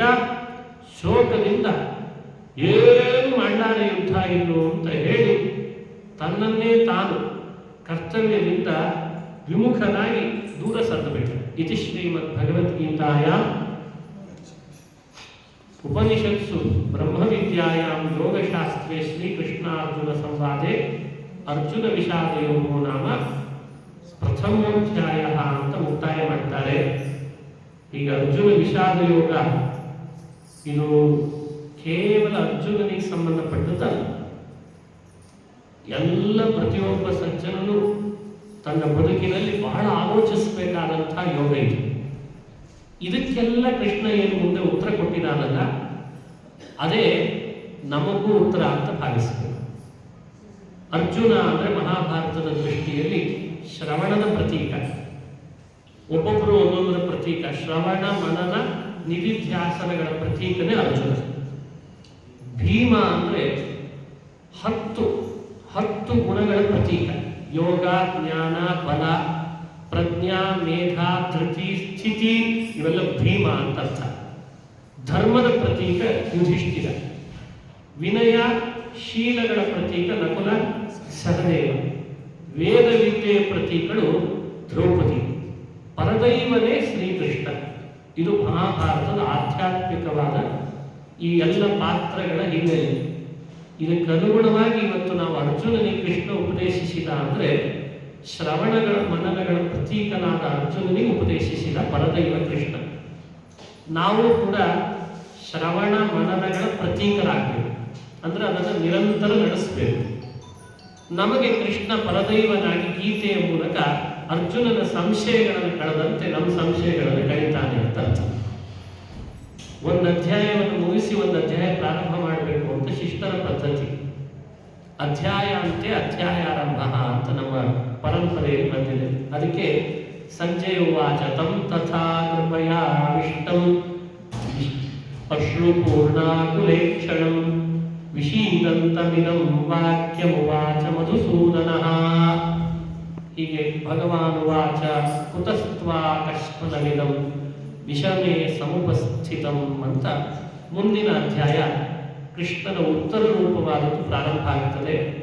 ಪುನಃ ಅರ್ಜುನನ ಪ್ರಶ್ನೆಗಳು ಮತ್ತೆ ಅಲ್ಲಿಯೂ ಮುಂದುವರೆದದ್ದು ಎರಡನೇ ಅಧ್ಯಾಯದಲ್ಲಿ ಕಂಡು ಬರ್ತದೆ. ಹೀಗೆ ಅರ್ಜುನನ ಮಾತು ಎರಡನೇ ಅಧ್ಯಾಯ ಮತ್ತು ಮೊದಲನೇ ಅಧ್ಯಾಯದಲ್ಲಿ ಹೆಚ್ಚು ಕಂಡು ಬಂದಿದ್ದಾನೆ. ಪ್ರತಿ ಪ್ರಶ್ನೆಗಳಿಗೆ ಕೃಷ್ಣ ಮುಂದೆ ಉತ್ತರ ಕೊಡ್ತಾ ಬರ್ತಾನೆ. ಯುದ್ಧ ಮಾಡೋದ್ರಿಂದ ಇಷ್ಟೆಲ್ಲ ಸಾಮಾಜಿಕ ದುಷ್ಪರಿಣಾಮ, ಪಾಪ, ಸ್ವರ್ಗ ಅಲ್ಲ ನರಕದಲ್ಲಿ ನಿಯತ ವಾಸ, ಸ್ತ್ರೀಯರಿಗಾಗುವ ಅನ್ಯಾಯ, ಕುಲನಾಶ ಎಲ್ಲರಿಗೂ ಕೃಷ್ಣ ಉತ್ತರ ಕೊಡ್ತಾನೆ. ಯುದ್ಧದಿಂದ ಆ ಪರಿಣಾಮಗಳಾಗ್ತದೆ ಅಂತ ನೀನು ಹೇಳ್ತಿದ್ದಿ. ಯುದ್ಧ ಮಾಡದೇ ಇದ್ರೆ ಏನು ಪರಿಣಾಮ ಆಗ್ತದೆ ನಾನು ಹೇಳ್ತೀನಿ ಅಂತ ಕೃಷ್ಣ. ಯಾವ್ದು ತಗೊಳ್ಬೇಕಾಗ? ಮಾಡಿದ್ರೆ ಈ ಪರಿಣಾಮ, ಮಾಡದೇ ಇದ್ರೆ ಒಂದು ಪರಿಣಾಮ ಇದೆಯಲ್ಲ. ಸ್ವಲ್ಪ ನೋಡಿ, ಟ್ರಿಕಿ ಕ್ವಶನ್ಸ್ ಟ್ರಿಕಿ ಆನ್ಸರ್ಸ್ ಅಂತ ಈಗ ಶುರು ಮಾಡಿದಿಲ್ಲ. ಟ್ರಿಕಿ ಕ್ವಶನ್ಸ್ ಹಾಗೆ ಕೃಷ್ಣ ಅವನ ಪ್ರಶ್ನೆಗಳಿಗೆ ಕೆಲವುದಕ್ಕೆಲ್ಲ ನೇರ ಉತ್ತರ ಕೊಡ್ತಾನೆ, ಕೆಲವುದಕ್ಕೆಲ್ಲ ಕ್ವಶನ್ನಿನ ಮೂಲಕ ಉತ್ತರ ಕೊಟ್ಟಿದ್ದಾನೆ. ಸುಮ್ಮನೆ ಒಂದು ತಿಳಿಸಿರ್ತೇವೆ. ಮುಂದೆ ಕೃಷ್ಣ ನನಗೆ ಯುದ್ಧ ಮಾಡಿದ್ರಿಂದ ಬಂಧು ಹತ್ಯೆ ಮಾಡಿದೇನು ಅಪಕೀರ್ತಿ ಬರ್ತದೆ ಅಂತ ಅರ್ಜುನ ವ್ಯಕ್ತಪಡಿಸ್ತಾನೆ. ಅಪಕೀರ್ತಿ ಬರ್ತದೆ ನನಗೆ, ನಾನೇನ್ ಮಾಡಲಿ? ಅದಕ್ಕೆ ಕೃಷ್ಣ ಇದಕ್ಕೆ ಆನ್ಸರ್ ಕೊಡ್ಬೇಕಲ್ಲ. ಕೃಷ್ಣ ಹೇಳ್ತಾನೆ, ಯುದ್ಧ ಬಿಟ್ಟು ಹೋದ್ರೆ ದೊಡ್ಡ ಧನ್ವಿ, ದೊಡ್ಡ ಗಾಂಡೀವಿ, ಧನುರ್ಧಾರಿ, ಯುದ್ಧ ಬಿಟ್ಟು ಹೋಗ್ಬಿಟ್ನಲ್ಲ, ಭಾರೀ ವೀರ ಅಂತ ಅನ್ಕೊಂಡಿದ್ವಿ ಅರ್ಜುನನನ್ನ, ಏನು ಉಪಯೋಗ ಆಗಲಿಲ್ಲ, ಎಲ್ಲ ಯುದ್ಧ ಬಿಟ್ಟು ಹೋಗ್ಬಿಟ್ಟ ಅಂತ ನಿನ್ನಂಥ ಒಬ್ಬ ಭಾರೀ ಧೀರೋದಾತ್ತ ನಾಯಕನಿಗೆ ಎಲ್ಲ ಬಾಯಲ್ಲಿ ಆಡಬಾರ್ದ ಮಾತುಗಳನ್ನು ಆಡ್ತಾರೆ. ಅವಾಚ್ಯ ವಾದಾಂಶ್ಚ ಬಹುವನ್ನು ನಿನ್ನ ಸಾಮರ್ಥ್ಯವನ್ನು ನಿಂದಿಸ್ತಾರೆ, ಆಡಬಾರ್ದ ಶಬ್ದಗಳಿಂದ ಬೈತಾರೆ. ಯುದ್ಧ ಬಿಟ್ಟು ಹೋದ್ರೆ, ಯುದ್ಧ ಬಿಟ್ಟು ಹೋದ್ರೂ ಬಯಸ್ಕೋತೀಯ. ನೀನು ಹೇಳ್ತಿದ್ದೀಯ ಯುದ್ಧ ಮಾಡಿದ್ರೆ ಬಯಸ್ಕೋತೀನಿ ಅಂತ. ಯಾವ ತಗೋತಿ ಹೇಳುವ ನೋಡಿ. ಇದು ನಮ್ಮ ಬದುಕಿ ಕೊಡುವ ಕೃಷ್ಣನ ಸಂದೇಶ. ಅವನ ಮಾತಿನಿಂದ ನಾವು ಕೆಲಸ ಮಾಡಿದ್ರೂ ಬೈತಾರೆ, ಮಾಡಬೇಕು ಬೈತಾರೆ. ಬೈಗಣಗಳನ್ನು ಯಾವ್ದು ಆಕ್ಸೆಪ್ಟ್ ಮಾಡ್ಕೊಳ್ಬೇಕು ಅನ್ನೋದು ಬಹಳ ದೊಡ್ಡ ಚರ್ಚೆ. ಇದನ್ನು ಯೋಚಿಸ್ಬೇಕಲ್ಲ. ಕೃಷ್ಣ ಇದಕ್ಕೆ ಏನು ಉತ್ತರ ಕೊಡ್ತಾನೆ ಅಂತಂದ್ರೆ ಈಗ ಉತ್ತರ ಕೊಡ್ತಾನೆ. ಕೆಲವೊಮ್ಮೆ ಟ್ರಿಕಿ ಕ್ವಶನ್, ಟ್ರಿಕಿ ಆನ್ಸರ್. ಕೆಲವೊಮ್ಮೆ ನೇರ ಪ್ರಶ್ನೆ, ನೇರ ಉತ್ತರ. ಕೆಲವೊಮ್ಮೆ ಪ್ರಶ್ನೆಗೆ ಬಹಳ ದೊಡ್ಡ ಉತ್ತರ, ಎಲ್ಲಿ ಯಾವ ಸಂದರ್ಭದಲ್ಲಿ ಉತ್ತರ ಕೊಟ್ಟಿದ್ದಾನೆ ಅದಕ್ಕೆ ಅಷ್ಟೊಂದು ಬೇಕಿತ್ತ ಅನ್ನೋ ಪ್ರಶ್ನೆ ಬರ್ತದೆ. ಮತ್ತೆ ಅದಕ್ಕೂ ಉತ್ತರ ಇದೆ. ಮಧ್ಯದಲ್ಲಿ ಮತ್ತೆ ಅರ್ಜುನನ ಪ್ರಶ್ನೆ, ಅದಕ್ಕೂ ಉತ್ತರ. ಹೀಗೆ ಭಗವದ್ಗೀತೆ ಅಂದರೆ ಶ್ರೀಕೃಷ್ಣ ಅರ್ಜುನರಿಬ್ಬರ ಒಂದು ಅದ್ಭುತವಾದ ಕ್ವಶನ್ ಆನ್ಸರ್ಸ್ ಅಂತ ಭಾವಿಸಬಹುದು. ಇದು ನಮಗೆ ಬರುವ ಪ್ರಶ್ನೆಗಳಿಗೆ ಕೃಷ್ಣ ನಮಗೆ ಉತ್ತರ ಕೊಟ್ಟು ಆಧ್ಯಾತ್ಮಿಕವಾಗಿ ಆತ್ಮ ತನ್ನ ಉದ್ಧಾರ ಮಾಡಿಕೊಳ್ಳಿ ಎನ್ನುವ ಕಳಕಳಿ, ಆ ಕರುಣೆಯ ಕಟ್ಟೆ ಒಡೆದು ಹೃದಯದಿಂದ ಕೃಷ್ಣ ನಮಗೆಲ್ಲ ತಾಯಿಯಂತೆ ಉಪದೇಶ ಮಾಡಿದ್ದಾನೆ. ಅದೇ ಭಗವದ್ಗೀತೆ ಅಂತ ಭಾವಿಸಬೇಕು. 2 ದಿನಗಳ ಕಾಲ ನಮ್ಮ ಶಾಕಾಂಬರಿ ಮಠದ, ರಾಯರ ಮಠದ ವಾರ್ಷಿಕೋತ್ಸವದ ನಿಮಿತ್ತ ಈ ಗೀತೆ ಪ್ರವಚನದ ಉಪಕ್ರಮ ಮಾಡಿದ್ದು ನಮ್ಮ ನರಹರಿ ಸುಮಂತ್ ಅವರು ಮೊಬೈಲಿನ ಮೂಲಕ ಈ ಪ್ರವಚನಕ್ಕೆ ಬರಬೇಕು ಅಂತ ಪ್ರಾಯ ಒಂದು ತಿಂಗಳು ಮುಂಚೆನೇ ನನಗೆ ಹೇಳಿದ್ರು. ಸರಿ ಅಂತ ಭಗವದ್ಗೀತೆ ಪ್ರವಚನ ಅಂತ ಅವ್ರು ಅಂದಿರಲಿಲ್ಲ. ಒಂದು 3-4 ದಿವಸದ ಹಿಂದೆ ಒಂದು ಮೆಸೇಜ್ ಹಾಕಿದ್ರು, ಅರ್ಜುನ ವಿಷಾದ ಯೋಗ. ನನಗೆ ಮೊದಲಿಂದಲೂ ಭಗವದ್ಗೀತೆ ಅಂದರೆ ಬಹಳ ಇಷ್ಟ. ಯಾರಿಗೆ ಇಷ್ಟ ಇದೆ? ಎಲ್ಲರಿಗೂ ಇಷ್ಟನೇ ಭಗವದ್ಗೀತೆ. ಅದಕ್ಕೆ ಅವರು ಹೇಳಿದ್ದು ಸರಿ ಆಯಿತು, ಭಗವದ್ಗೀತೆ ಪ್ರವಚನ ಆಗಲಿ ಅಂತ ಕೂಡಲೇ ಅವಶ್ಯ ಮಾಡಬೇಕು ಸನ್ನಿಧಾನದಲ್ಲಿ. ನಾನು ಮೊದಲನೇ ಬಾರಿ ಶ್ರೀಮಠದಲ್ಲಿ ಪ್ರವಚನ ಮಾಡಲಿಕ್ಕೆ ಬಹಳ ಉತ್ಸುಕನಾಗೇ ಬಂದೆ. ಅದಕ್ಕೆ ತಕ್ಕಂತೆ ತಾವಿನ ಶ್ರೋತೃಗಳು ಬಹಳ ಉತ್ಸಾಹದಿಂದ ಸೇರಿದ್ದೀರಿ. ಈ ವಾರ್ಷಿಕೋತ್ಸವದ ನಿಮಿತ್ತ ನಡೆದ ಜ್ಞಾನಯಜ್ಞ ಗೀತಾಚಾರ್ಯ ಕೃಷ್ಣನ ಅನುಗ್ರಹಕ್ಕೆ ಕಾರಣ ಆಗುವಂತಾಗಿದೆ ಅಂತ ನಾನು ಭಾವಿಸಿ, ಇದೇ ಥರ ಮತ್ತಷ್ಟು ಇಂಥ ಚಿಂತನೆಗಳು ನಡೀಬೇಕು. ಎಲ್ರಿಗೂ ಮುಟ್ಟಬೇಕು, ಎಲ್ಲ ವರ್ಣದವರಿಗೆ ಮುಟ್ಟಬೇಕು, ಎಲ್ಲ ಮತದವರಿಗೆ ಮುಟ್ಟಬೇಕು ಈ ವಿಷಯಗಳು. ಆಗ ಅದರ ಮೇಲೆ ಬಂದ ಪ್ರಶ್ನೆಗಳು, ಆಕ್ಷೇಪಗಳು ಹೋಗಿ ಒಂದು ಒಳ್ಳೆಯ ಸಮಾಜ ನಿರ್ಮಾಣ ಆಗಲಿಕ್ಕೆ ಸಾಧ್ಯ ಆಗ್ತದೆ. ಅದಕ್ಕೆ ನಡೆದಿದೆ ಪ್ರಯತ್ನ, ಚೆನ್ನಾಗಿ ನಡೆದಿದೆ. ನಮ್ಮ ಶಾಖಾಂಬರಿ ಮಠದಲ್ಲಿ ದಿನನಿತ್ಯ ಜ್ಞಾನ ಯಜ್ಞ ನಡೀತದೆ ಅಂತ ನಾನು ಕೇಳಿದ್ದೀನಿ. ಅದು ಆನ್ಲೈನಿನ ಮೂಲಕವಾಗಿಯೂ ಆಫ್ಲೈನಿನ ಮೂಲಕವಾಗಿಯೂ ನಡೀತಾ ಇದೆ. ಹಾಗಾಗಿ ಆನ್ಲೈನ್ ಬಂಧುಗಳಿಗೂ ಆಫ್ಲೈನ್ ಬಂಧುಗಳಿಗೂ ಧನ್ಯವಾದಗಳನ್ನು ಈ ಸಂದರ್ಭದಲ್ಲಿ ಸಲ್ಲಿಸಿ, ಏನು ಪ್ರವಚನದಲ್ಲಿ 4 ವಿಷಯ ನಿಮ್ಮ ಜೊತೆಯಲ್ಲಿ ಹಂಚಿಕೊಂಡದ್ದಿದೆ, ಅದರಲ್ಲಿ ಏನಾದರೂ ಗುಣಗಳಿದ್ದರೆ ಅದು ನಮ್ಮ ಗುರುಗಳದ್ದು ಅಂತ ಭಾವಿಸೋಣ. ದೋಷ ಇದ್ದರೆ ಅದು ನನ್ನ ಬಾಯಲ್ಲಿ ಬಂದದ್ದು ಅಂತ ಅದನ್ನು ಹಂಸ ಕ್ಷೀರ ನ್ಯಾಯದಂತೆ ಪರಿತ್ಯಜಿಸುವ ಹಾಗಾಗಲಿ ಅಂತ ಹೇಳ್ತಾ, ಗುರುಗಳಾದ ಶ್ರೀ ಸುನೀತೇಂದ್ರ ತೀರ್ಥ ಶ್ರೀಪಾದಗಳವರನ್ನ ಹಾಗೂ ಬಾಳ್ಗಾರ್ ಶ್ರೀನಿವಾಸಾಚಾರ್ಯರ ಭಕ್ತಿಪೂರ್ವಕವಾಗಿ ನಮಸ್ಕರಿಸಿ, ಈ 2 ಉಪನ್ಯಾಸಗಳಲ್ಲಿ ಬಂದ ವಚನಗಳ ವಾಕ್ಪುಷ್ಪ ಇದನ್ನೇ ಸಮರ್ಪಣೆ ಮಾಡ್ತಾ ಇದ್ದೇನೆ. ಅಸ್ಮತ್ ಗುರುವಂತರ್ಗತ ತತ್ವಾಭಿಮಾನಿ ದೇವತಾ ಪ್ರೇರೇಪಕ ಹನುಮಂತ್ ಭೀಮ ಮಧ್ವಾಂತರ್ಗತ ರಾಮಕೃಷ್ಣ ವೇದವ್ಯಾಸಾತ್ಮಕ ಬಿಂಬರೂಪಿ ಭಗವಂತನ ಪಾದಗಳಲ್ಲಿ ಅರ್ಪಿಸ್ತೇನೆ. ಶ್ರೀಕೃಷ್ಣಾರ್ಪಣವಸ್ತು. ಶಾಕಾಂಬರಿ ಮಠದ ಎಲ್ಲ ಸದಸ್ಯರಿಗೆ, ಆ ಮಠದ ಅಧ್ಯಕ್ಷರಿಗೆ ಹಾಗೂ ನನ್ನನ್ನು ಉಪನ್ಯಾಸಕ್ಕೆ ಕರೆಸಿದ ನಮ್ಮ ನರಹರಿ ಸುಮಂತ್ ಅವರಿಗೆ, ಶ್ರೋತೃಗಳಾಗಿ ಬಂದ ತಮಗೆ, ನನಗೆ ಗೀತಾಚಾರ್ಯ ಕೃಷ್ಣ ಜ್ಞಾನ ಭಕ್ತಿ ವೈರಾಗ್ಯವನ್ನು ಇತೋಪ್ಯತಿಶಯವಾಗಿ ಅಭಿವೃದ್ಧಿ ಮಾಡಲಿ ಅಂತ ಹೇಳಿ ಶ್ರೀಕೃಷ್ಣಾರ್ಪಣವಸ್ತು. ಹರಯೇ ನಮಃ. ಹರಯೇ